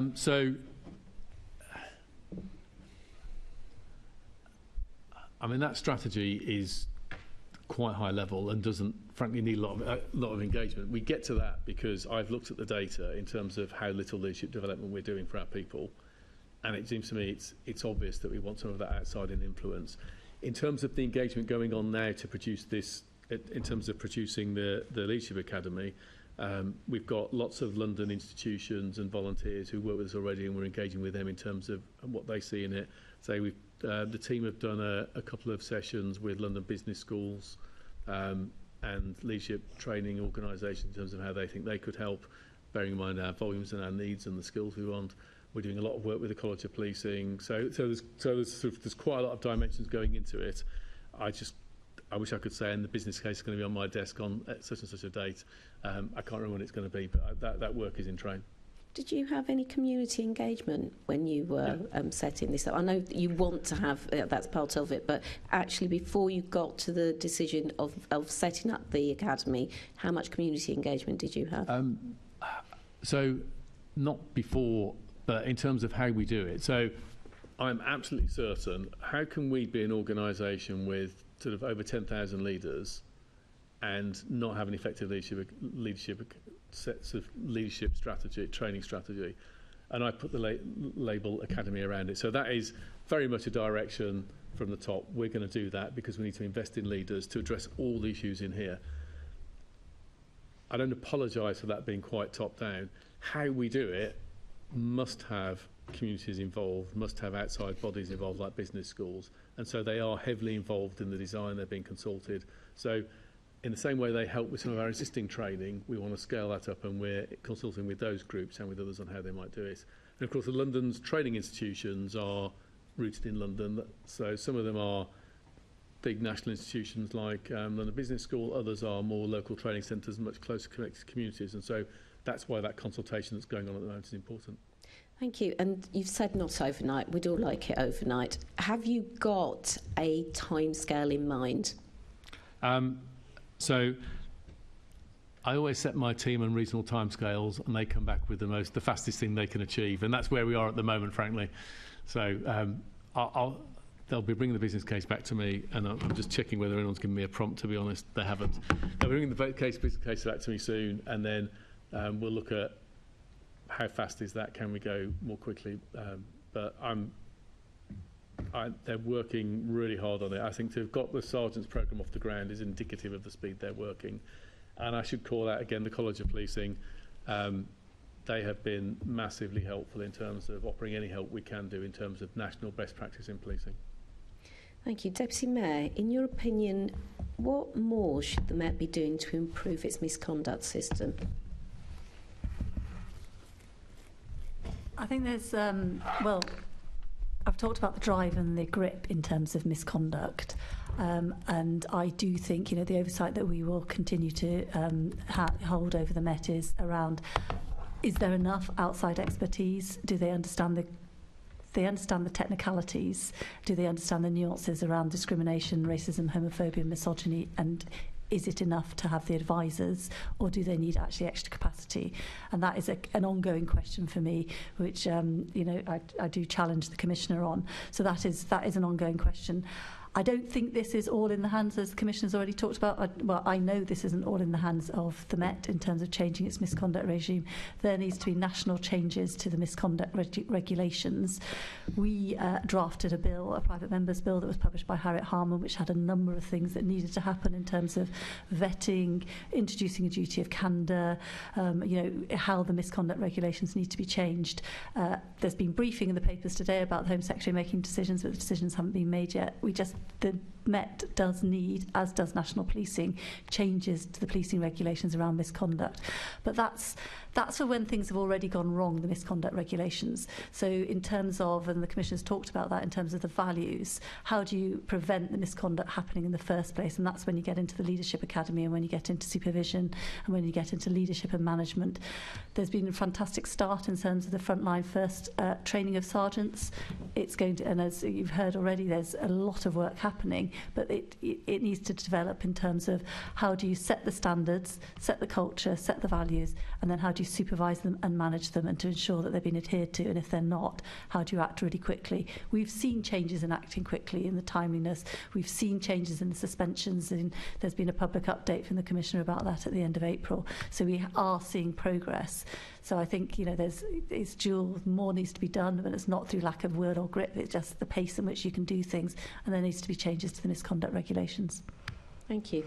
Commissioner, clearly there has been a huge drive in terms of professionalism, standards and dismissals. Could you tell us what kind of effect that is having on the morale of serving officers at the moment?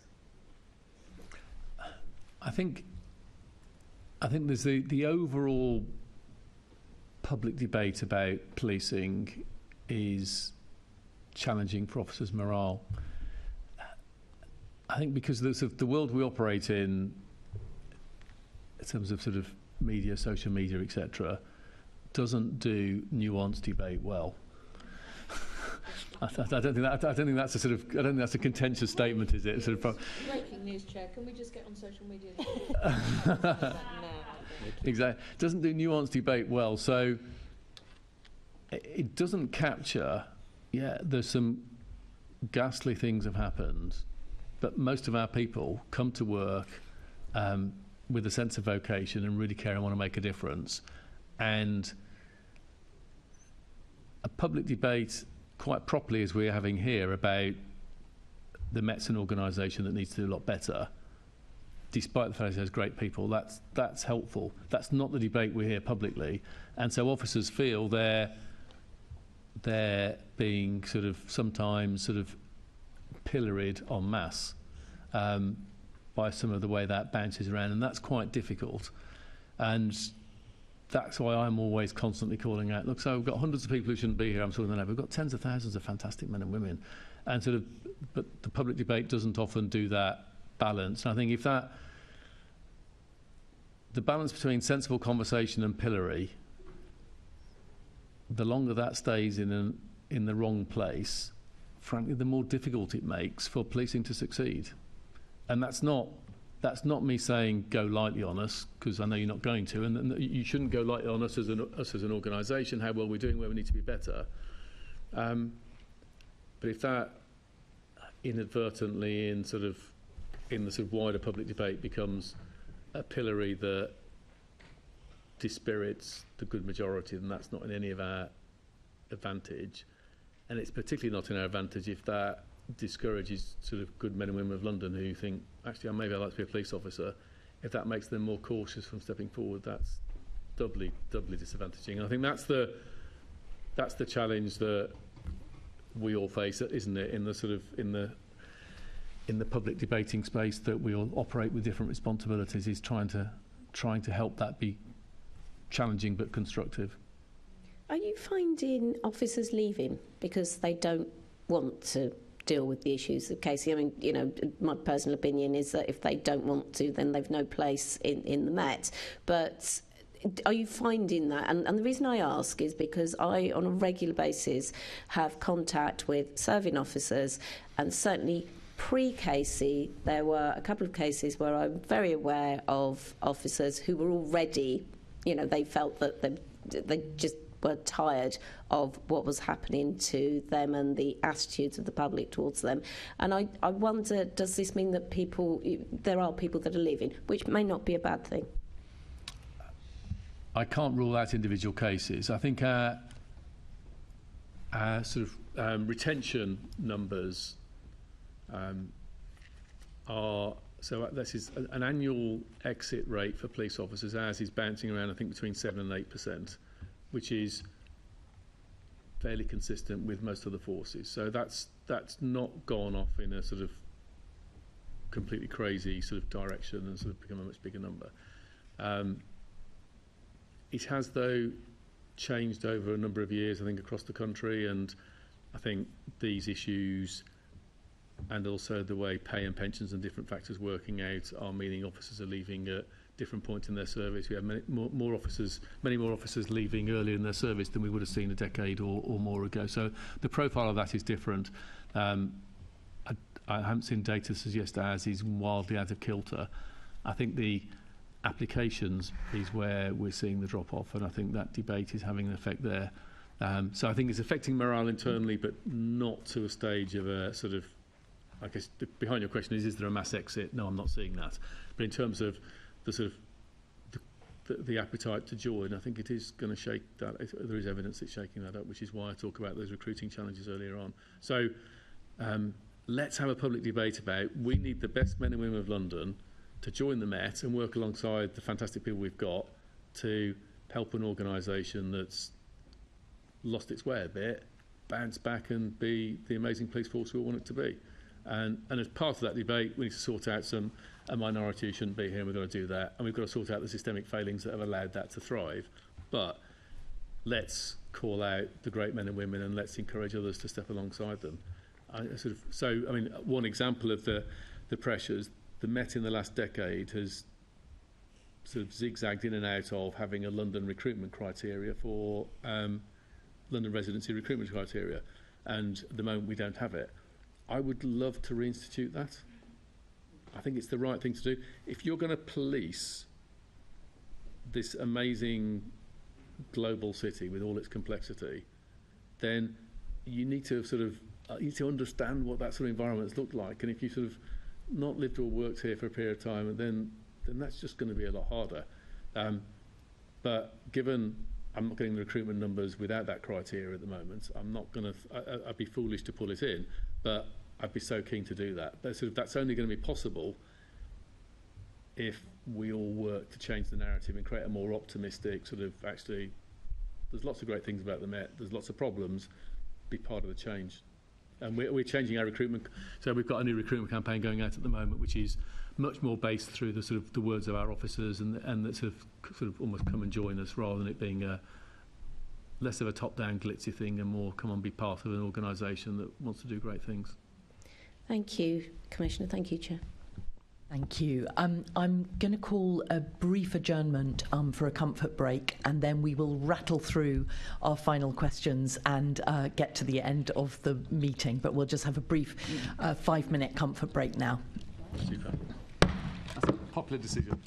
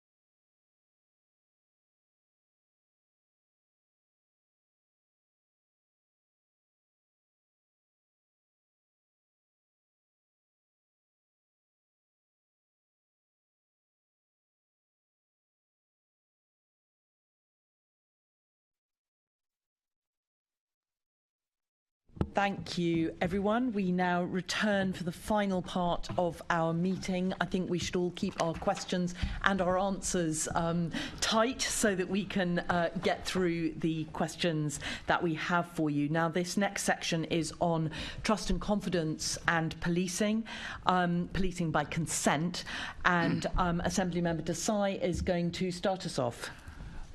With reference to trust and confidence in the police. So, my first question is to both of you.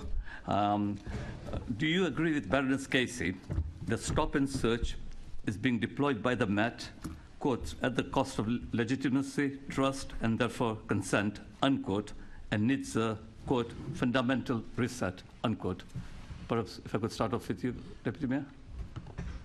We've been working on the issue of trust and confidence in London for a number of years. You know, we've got the Mayor's action plan around trust and confidence, and stop and search is a significant part of that action plan. So yes, I do agree with Baroness Casey's findings. We've already said we accept her findings and we agree with it.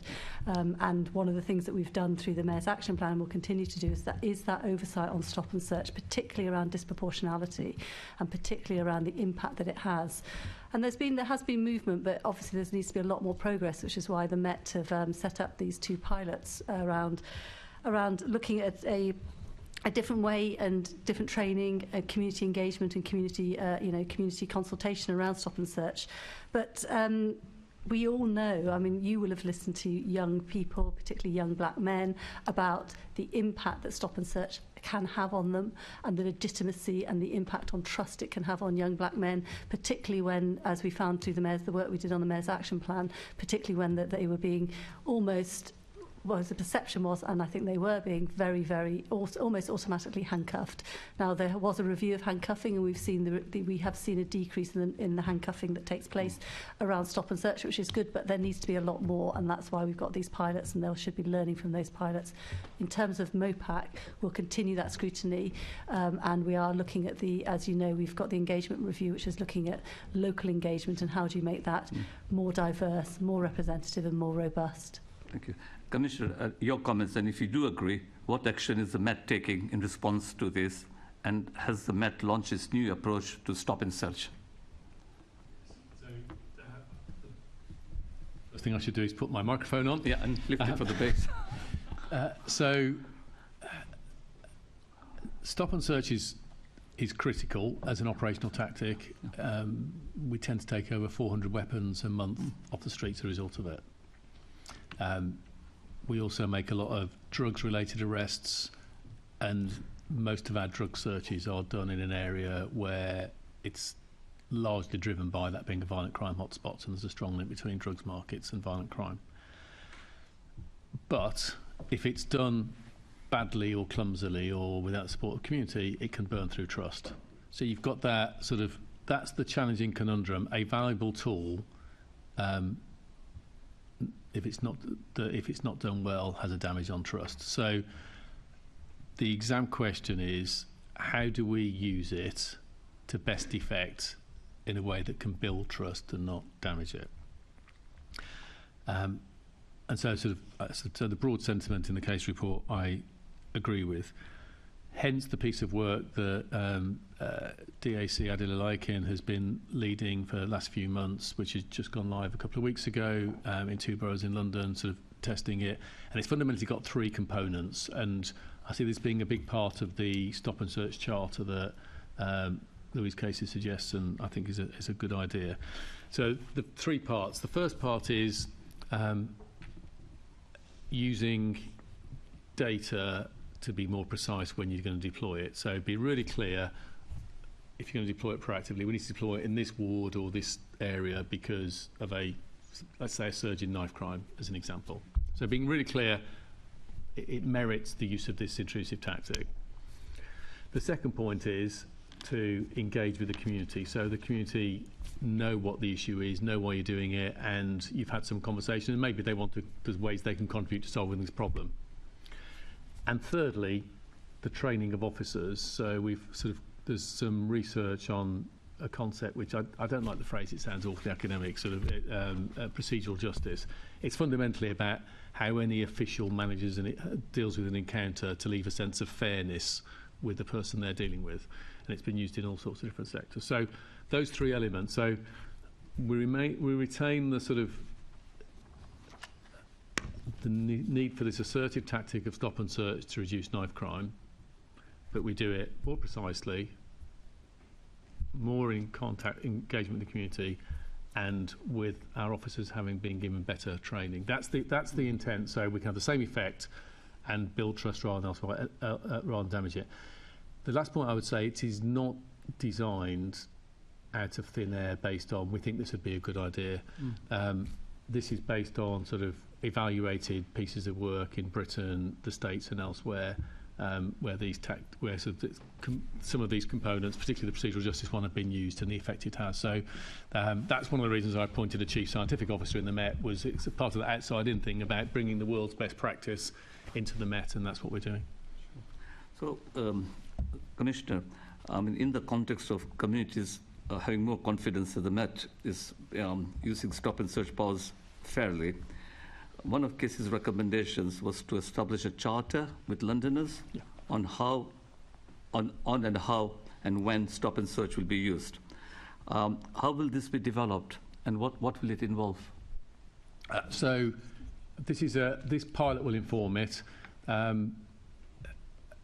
Casey has some suggestions herself, some of which are new, many of which are sort of already legal requirements. This pilot will help us inform how we do it, and we'll get some evidence from that.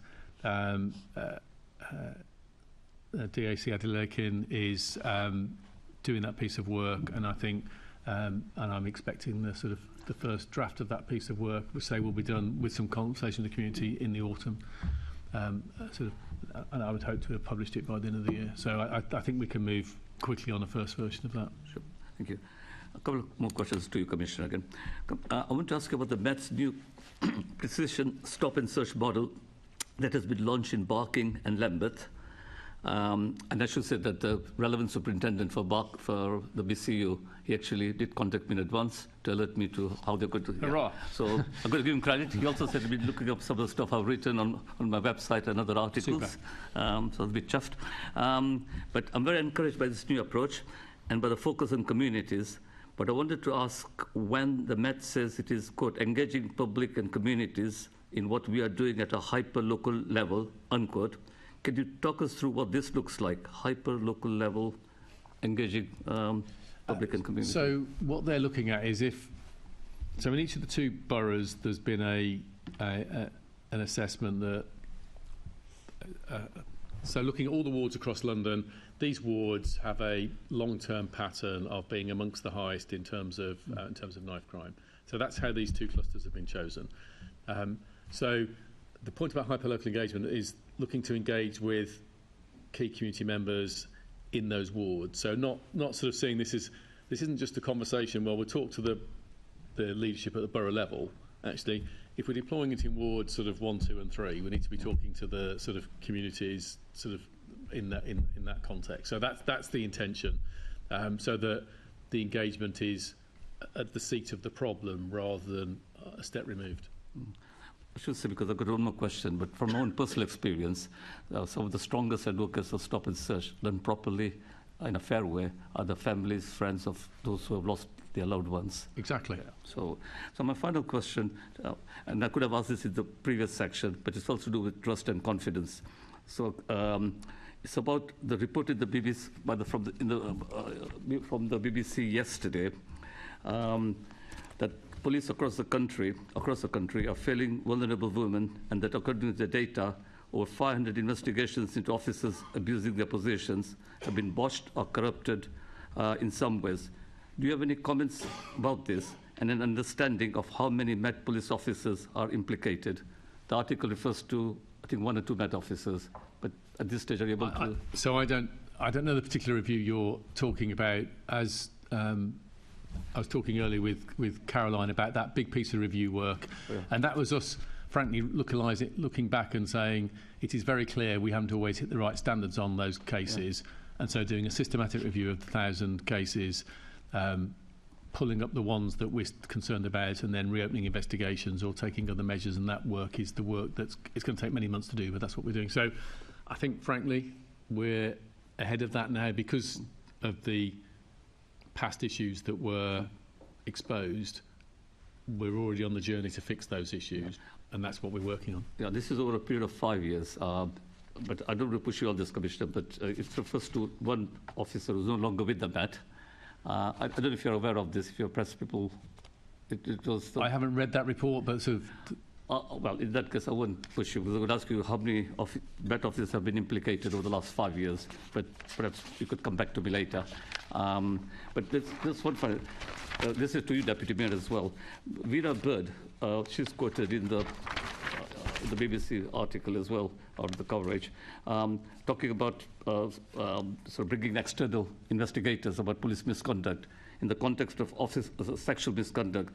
She says change has to be immediate, and neighbourhood forces could be asked to investigate all complaints of officer sexual misconduct, bringing in other forces. And that was one of the, out of the super complaint, wasn't it, in terms of neighbourhood forces? I mean, I do think the Metropolitan Police is slightly different here, because that recommendation or that sort of proposal, I think it stands much more on firmer ground for the smaller forces, where it will be highly unlikely for a police officer to be able to investigate another police officer without there being a connection. What we've got to ensure is that those officers who are investigating police officers with allegations of sexual misconduct, there is no connection, there is no past history. The Metropolitan Police is so large, and there is a special, there's Project Onyx, and there is also a domestic abuse special, I can't remember the correct, there's a unit, a central DASO unit, I can't remember what it stands for, a central unit that is specifically looking at this, that is not connected to the boroughs and not connected to the other officers. So it's about having that, making sure there isn't, officers, colleagues are not, that are closely connected or connected are investigating each other. I've had quite a lot of assurance about that within the Met. Obviously, we need to keep that under close oversight, because it is so important that there is that confidence that those investigations are objective. But that's what Project Onyx is about as well, isn't it? It's about that review. I know we're running short of time, but Commissioner, so Vera Bird's a former Victims Commissioner. What she says is complaints specifically going out to another force and not being done internally, which gives a complete degree of independence. And she says, who is policing the police professional standard departments? So it's in the context of bringing external forces? Yeah, so we've talked about bringing external expertise, in which I agree. Particularly complex, serious, contentious cases, we do sometimes ask other forces to do them. Frankly, there isn't another force who would take on all the Met's cases. It would be it would drag just because we're a quarter of British policing. So even sort of the volume that would create, you'd have to be passing them out to a group of 8 or 10 other forces, and then you take all of theirs. I think the paperwork it would create in most cases would be counterproductive. I take your point. Thank you, Commissioner. Thank you, Deputy Mayor. Thank you. So I will get us back into the sort of roll back towards the stop and search, and in particular strip search. And Commissioner, you told me in October 2022 about strip search. This was when you first came before this committee, that when we are trusted with a sensitive power like that, we need to use it as carefully and responsibly as possible. I think you also described it as a power that has been misused and overused. So just in terms of the update report on Child Q, could you give us your initial response to the findings? And that's a question actually for both of you, and if you could, we're slightly up against the clock, so we need to keep responses fairly brief. I'll be very brief. So I think most of the update report on Child Q was pointed towards education and the schools and their responsibilities. In terms of our, there are some comments about us, but in terms of our progress, so we have reduced by more than half the use of this power. So looking at we were over 200 a year a couple of years ago, and based on the first sort of 3 months of this year, we're looking likely we'll be under 100 or thereabouts this year. So we've more than halved it. It's becoming increasingly rare for appropriate adults not to be present.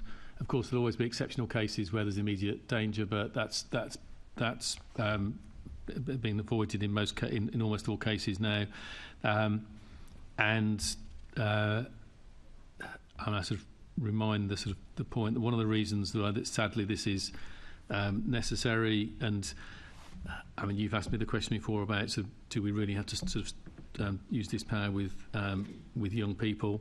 In 2022 there were 3,000 knife crime victims under the age of 18 in London, and sort of much of that crime is committed by their peers. So we are, with under 18s, sometimes going to need to do more than a cursory search, and that's sad, but that's the criminal context we're operating in. The important thing is we're appropriately choosy and careful. We have appropriate adults there, and we think about the safeguarding dimensions of the person as well, and we're sort of building all that into our training.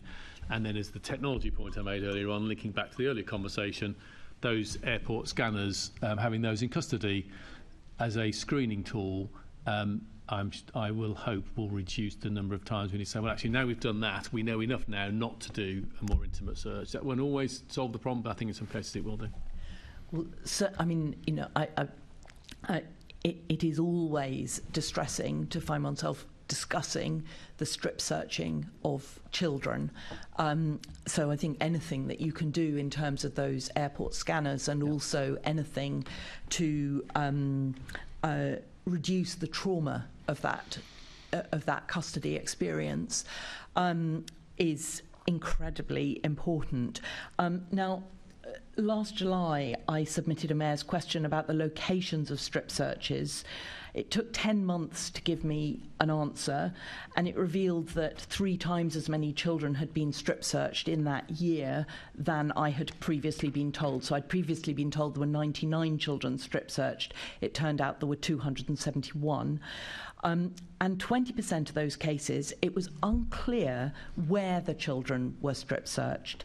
Now, if you're talking about, you know, making changes to the way that strip search is conducted, are you also making changes to the way that data is recorded? Because not knowing where 20% of those strip searches took place suggests that there's not entirely a due care about the recording of the data. It may be that you need different systems to record the data to make it easier for officers to record the data, but certainly when we're talking about such an invasive form of policing, it feels like one needs that care about the recording of what has happened. And I just wonder if that sort of data recording piece is part of the reforms that you're looking at. I think the number has been getting better, but it's still got some place to improve, and I agree with your point. Another number I should have mentioned earlier as well is that with reducing the numbers, they've become more effective. So there's, in terms of a positive outcome rate, so criminality detected as part of the search, that's now sort of gone sort of beyond 60%. So sort of that suggests we're being sort of pretty choosy and careful in terms of deployment of the power. And as I say, you're using very strong language about how distressing this is, and I agree you want to avoid it. But as I say, when you've got 3,000 young people victim of knife crime a year, under 18s, mostly from peers, and those range from stabbings through to being robbed at knife point, then we are going to need to use this power. And I think if it's going to end up roughly around 100 this year where we're actually using that power, I think that shows it's very calibrated to avoid using it wherever possible when you've got that amount of victimisation and you've got that amount of sort of the more intimate searches. So I think it's heading in the right direction.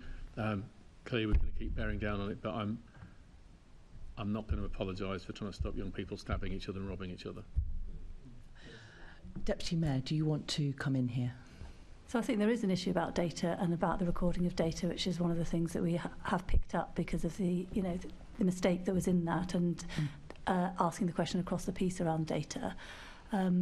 Of course, one of the recommendations in the interim report for Child Q, which is up for discussion, and I'm just, I'm not entirely convinced by it, but is actually whether strip searches should be taking place anywhere else but custody because of the safeguarding, the checks and balances that there are in custody. However, I'm sure there'd be some circumstances where it might be, the risk is so great that it does have to take place outside of custody. So I think this isn't just about data, is it? This is also about how and where it's taking place and making sure there is an appropriate adult there. And I think that is a live debate, isn't it? Is one of the recommendations within the interim report, which is it's controversial actually because there's issues around does that mean you would arrest the child, and what does that mean around criminalisation and what other matters? So that it's not, it's something that needs to be discussed. But certainly strip search outside of a custody suite should be absolutely exceptional. And again, that comes back to the data. And because if you've got a process of recording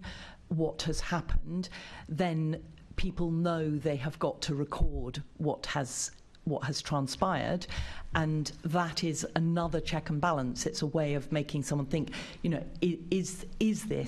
does this fit the exceptional criteria? So I'm not sure I agree on the custody centre being the right answer in most circumstances. I think privacy is the important thing. Doing it on the street in front of hundreds of people should be sort of vanishingly rare.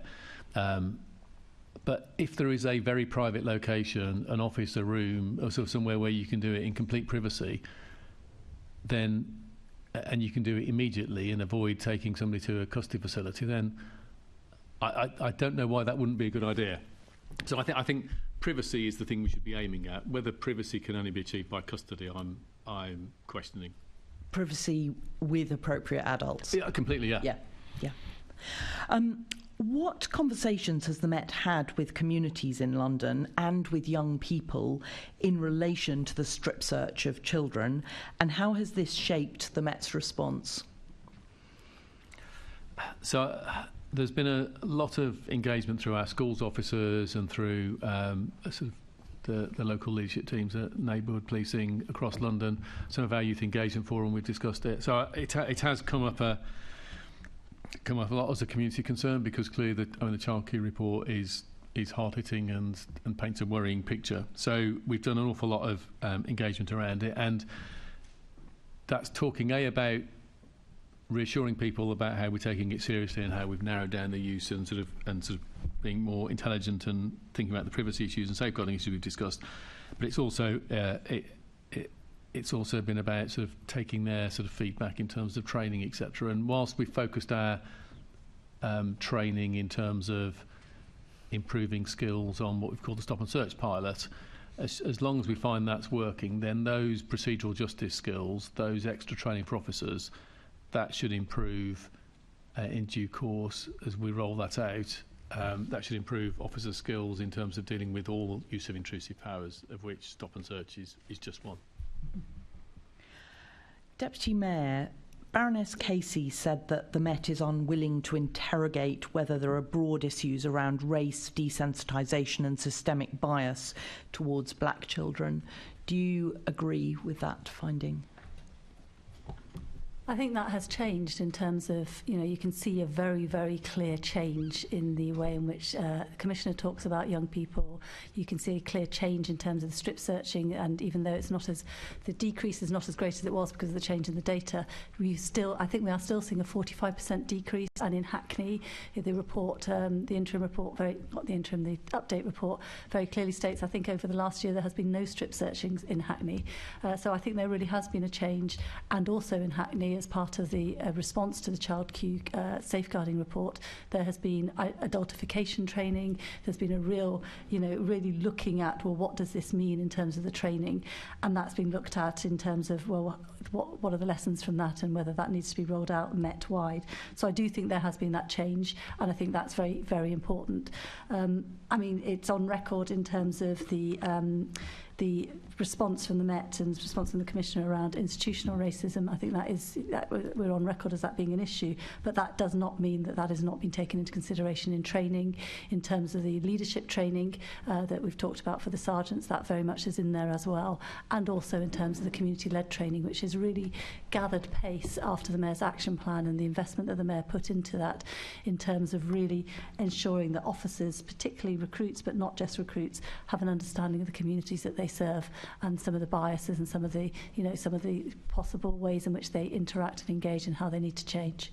Thank you. Can I just come on the back of that, just very briefly, yes. Chair, please? So, absolutely accept the systemic issues we've got to tackle, and we're going to have to bias in many of the initiatives we're talking about. And as I said when we were talking at the start about performance framework, this is the first time I know of a police force that is looking at disproportionality in terms of its top-line performance measures, in terms of all of our trust and confidence measures, disproportionate in terms of how different communities suffer victimisation at different rates, and disproportionality in terms of our internal misconduct system. So disproportionality is woven across it. So that's the biggest symbol that I'm prepared to put it on the top line in our top 20 or so performance measures that the Mayor's Policing Board is going to hold me to account on.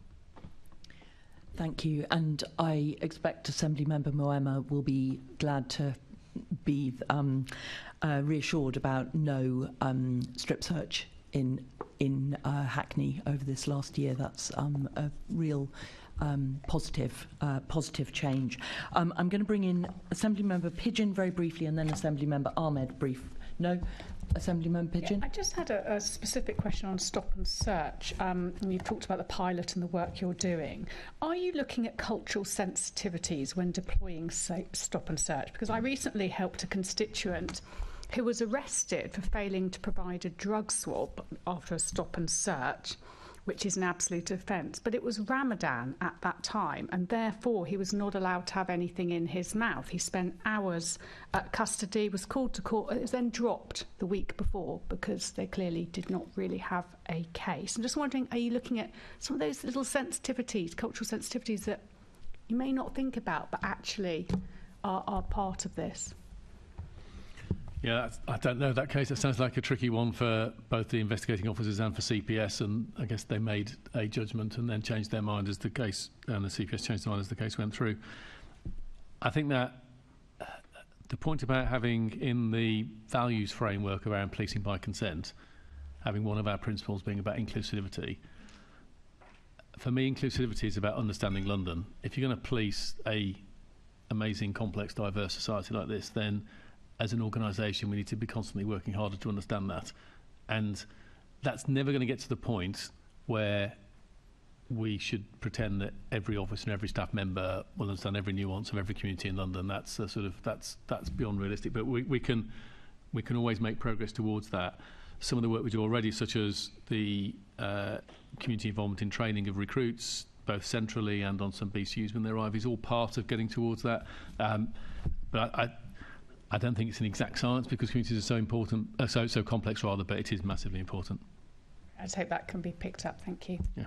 Thank you. Now we are on to our final section, which is on local policing. We will rattle through our questions. Assemblymember Hall. I will definitely rattle. At the beginning you said that, and I was really pleased to hear this, that there are more, you're rebalancing, because I've been very concerned for a long while about the amount of officers on the local policing.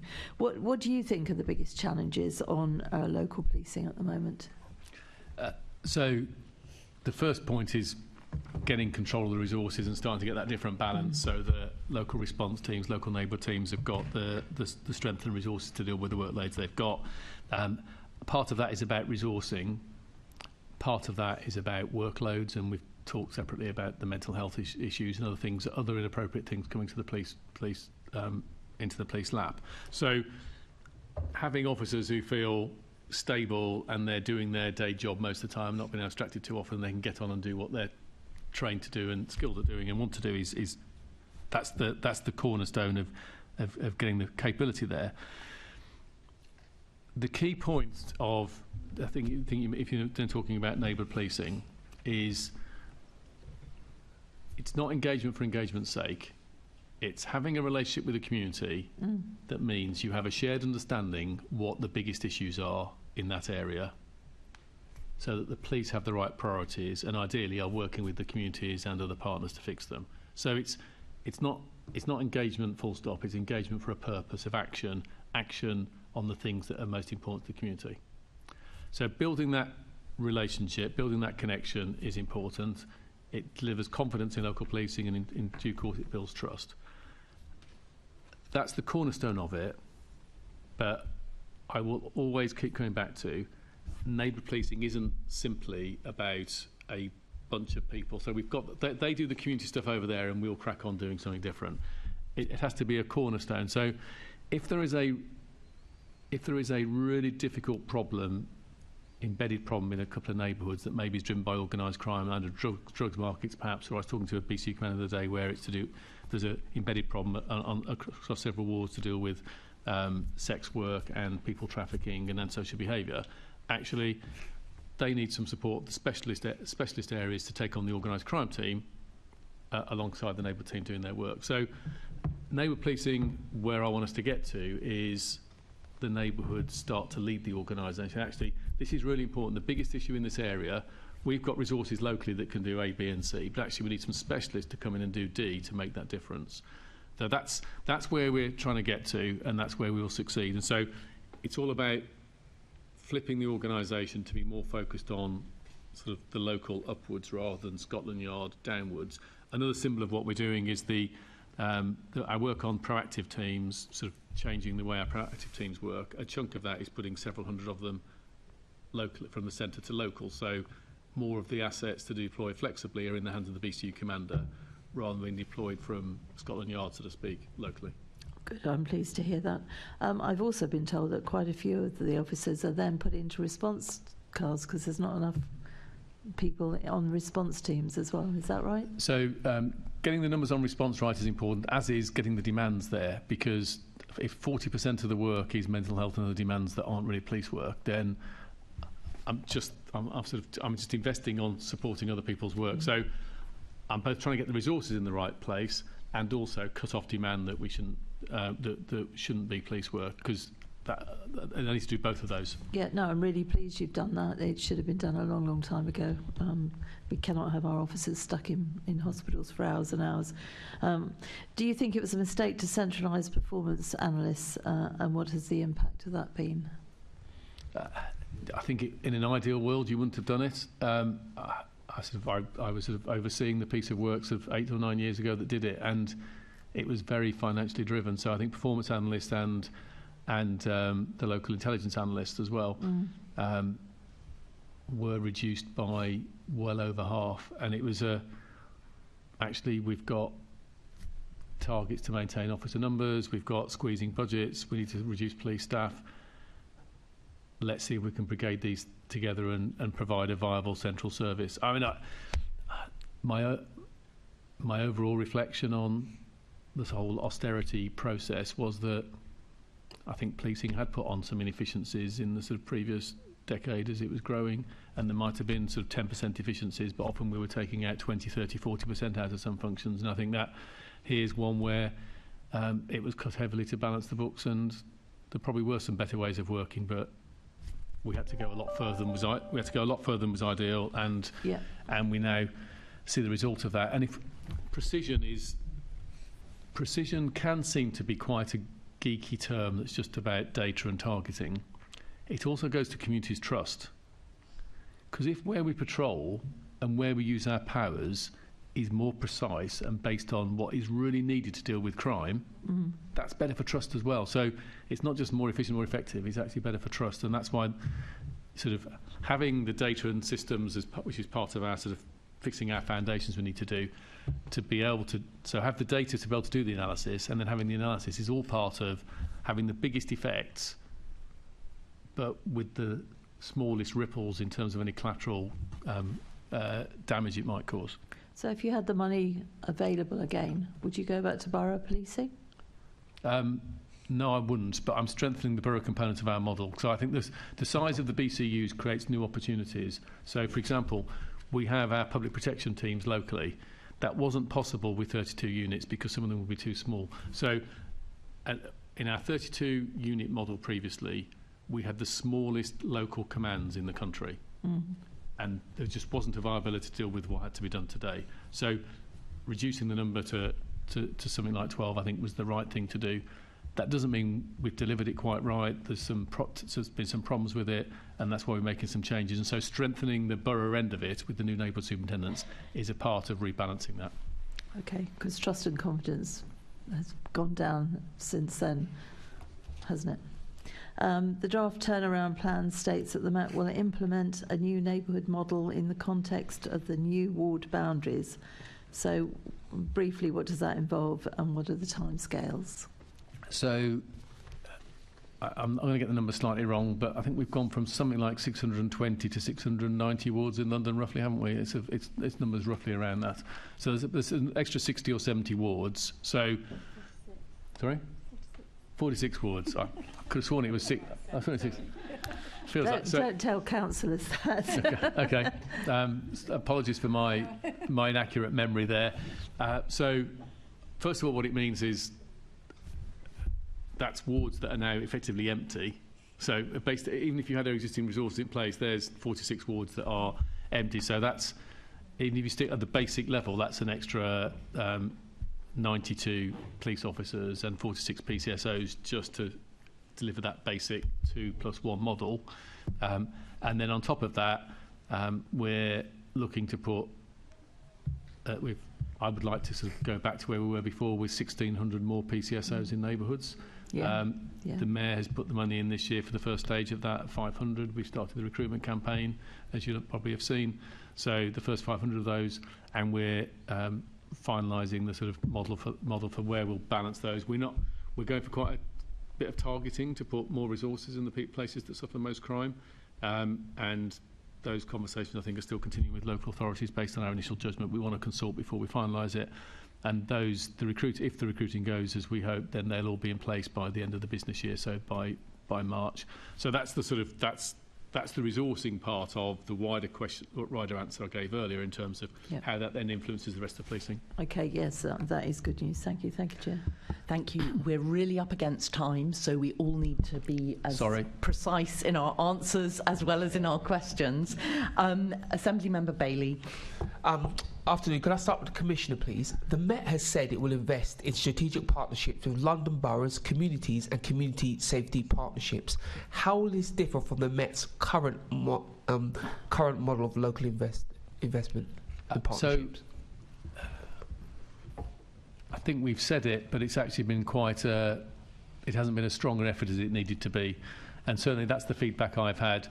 I spoke to a couple of chief execs and leaders sort of while I was interviewing for this job, and it was very clear that was the picture, and I've had that reinforced. So as we put more resource and more commitment into local policing, part of that and part of the leadership responsibilities particularly is to connect into local boroughs because of the responsibilities and resources they have around it. And I was with the 32 leaders for a couple of hours only 2 weeks ago talking about this and sort of working out how regularly we get together at the top of that and how this works. They're very pleased with the sort of neighbourhood superintendents, and they can start to see relationships move. And I said to them, as we put more resources back into neighbourhoods and strengthen that over the next year and beyond, I was asking them to consider their investment in the local community safety agenda as well, because just as we've struggled over the last decade, they've made decisions around their investment in CCTV and wardens and antisocial behaviour officers, etc. So my plea to them was, as we step back into this space and try and work more with you, what can you do to help? Okay. This is to both of you. Maybe I'll start with Deputy Mayor. What work is MOPAC and the Met doing with London councils to look at the future, shaping the future of policing in London? Are you doing specific work with London councils? I mean, we've always had not just engagement, but we've always had that relationship with London councils, whether that be London councils as a body or individual leaders depending on what's happening in their boroughs and individual chief executives. So in terms of the sort of mechanics of what that looks like, I have quarterly meetings with the representative of London councils on community safety. We convene right across MOPAC, for example, we convene the heads of community safety that come together regularly. We convene the heads of violence against women and girls at borough level as well that come together regularly. And we've been working with the Met around what the Commissioner's talked about in terms of engagement with London boroughs around the consultation around the draft turnaround plan. It's an important relationship, and we always have a representative of London councils on our boards. For example, the London Crime Reduction Board. We will have a representative of London councils on the London Policing Board, so that the governance matches the official sort of working level collaboration and work. How much of that work is looking at the future of local policing, changes you might want to make in the future? London's growing, crime patterns change. Are those meetings sort of here and now, what's happening, or is there a future aspect to them? I would say probably quite a lot of it is about here and now, around what is happening now. So, for example, we convened, following the increase in teenage murders, we convened a partnership meeting with London councils and others on a regular basis to deal with that. But we also have those discussions. So when we developed the police and crime plan, London councils and boroughs were very much part of those discussions as what should the priorities be, what would they look to seeing in the police and crime plan, and we continue to have those conversations. Okay, thank you. And for my final question, what specific work is MOPAC undertaking with BCUs to increase understanding and delivery on issues affecting public trust and confidence? So one of the big things that the local people where I live constantly speak to me about is sanction detection rates. Crime is going up trending and the rates are going down trending, and that's a specific issue for my local area and London-wide actually. But what work is being done specifically to help BCUs build that confidence around what will be done next? So there's a couple of things that I'd say in response to that is that we've, the Evidence and Insight team in MOPAC have done a big piece of work around what drives trust and confidence, around what engagement helps, what types of engagements helps, and the questions that need to be asked around that, as well as the performance of the Met, performance of policing across the country, driving trust and confidence. So, the trust and confidence, yes, it's about engagement, yes, it's about relationships, but it is also about when you call the police because there's an emergency, do they come? Do they come on time? Do they catch the person who's committed the offence, and what is the victim support like?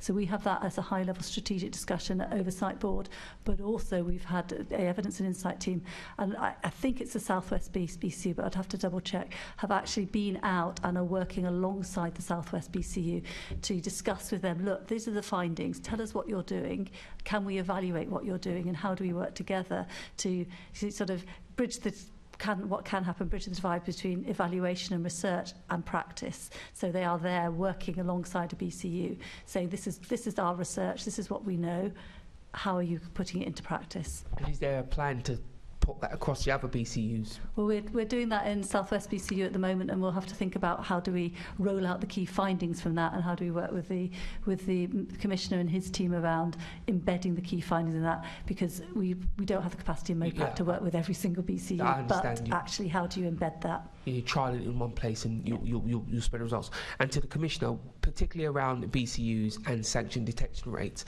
what kind of conversations are you having with BCUs, and are they having with the public? Because ultimately the ultimate deterrent to crime is people actually being held to account for that. So what's the conversation there? How are the public involved? So the measuring sort of detection rates is obviously important. In my experience, the public are most focused on not being a victim. So in our strategy, we are putting reduction first, because we'd all rather not be a victim than be a victim and the police catch the offender. And you prevent crime in a range of ways, but one of them is clearly catching the offenders, and some of our detection rates could be better. And we'll drive that through our performance framework, and local commands will discuss that with the public. I would also make a point, and it's not something we can discuss at length here, but the need for criminal justice reform to make this more achievable is so high on my list in terms of limitations and constraints. Had some work done recently which suggests that the work to charge a case is now 5 times more than it was 20 years ago. The sort of ever more bureaucratic expectations of the system and pushing more and more work to the front end into the police's hands means that for police and CPS, prosecuting a case is 5 times more resources in real terms than it was 2 decades ago. And so it's not surprising that we keep seeing those numbers come down. So either you give the police and CPS and the courts 5 times more resources, which is a slightly nonsensical answer, or we look at those fundamental processes and say, actually, if we want the offenders to be caught, we need to have a system which is practical. And I think at the moment it's not been designed to be such. And you're aware of all the backlogs and all the other issues in the system. So that's a critical part of it. So some of it sits with me, but some of it sits with the system I'm trying to push cases into and how that operates. Thank you for that. That's a really interesting answer. Back to you, Chair. Thank you. Now we have 3 minutes left. Assembly Member Cooper or Assembly Member Duval, do you want to? Cheers, thank you. Very quickly, I'm surprised in your answer to the first question on this section that you didn't talk about the inconsistency of police officers' approaches and the postcode lottery coming back at local level.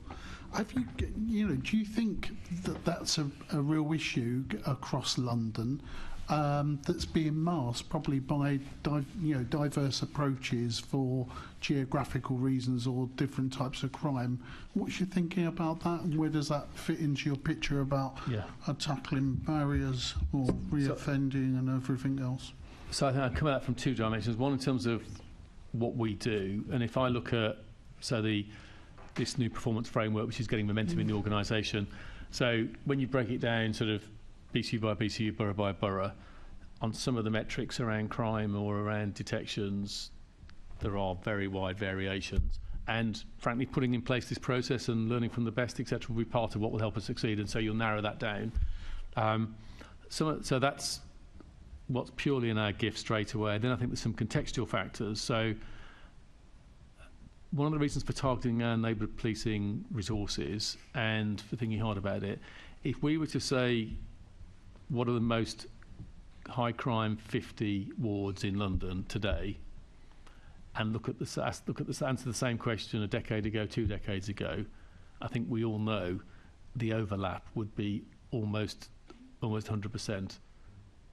That's very sad, isn't it? From the responsibilities of local authorities, policing and others, that we haven't moved the dial for people who live in those communities. So the reason for targeting those areas with our neighbourhood policing investment, adopting some of the national strategy Home Office putting out around called Clear Hold Build about bringing organised crime resources to tackle embedded issues. So all of that is about making a difference. So I think postcode lottery comes to how good are we just at being as good at solving a burglary in borough A as borough B, but also how good are we at really being focused on the disproportionate victims of crime, Ward X on Borough Y, and really going after that in a term systematic way so you make a long-term change to the quality of life in that environment. But one of the most important aspects of that at neighbourhood policing is making sure all your assets, whether they're PCSOs or police officers, are all operational and not, as you said, sidelined into, they just deal with consultation, isn't it? Because actually any policing, both people doing the backup are operational as well. Yeah, so it's everyone being operational, all being drawn into how do we help local policing succeed. Right, my last question then. So in answer to a question to Assembly Member Hall, you raised the issue around deployment of resources. Does that mean we're going to get a new RAF formula for BCUs and about how officers are allocated? Because that's what it sounds like when you talk about reallocating resources down to... So the reallocation at the moment we're doing with the existing formula. So that's the approach we're taking. That might be some... I mean, there's... with all the new building work in East London, all the changes taking place, that might be a box I need to open at some point. I haven't rushed into it yet. I think it's a fair question. Okay. I'm going to intervene here because we've hit 1 o'clock.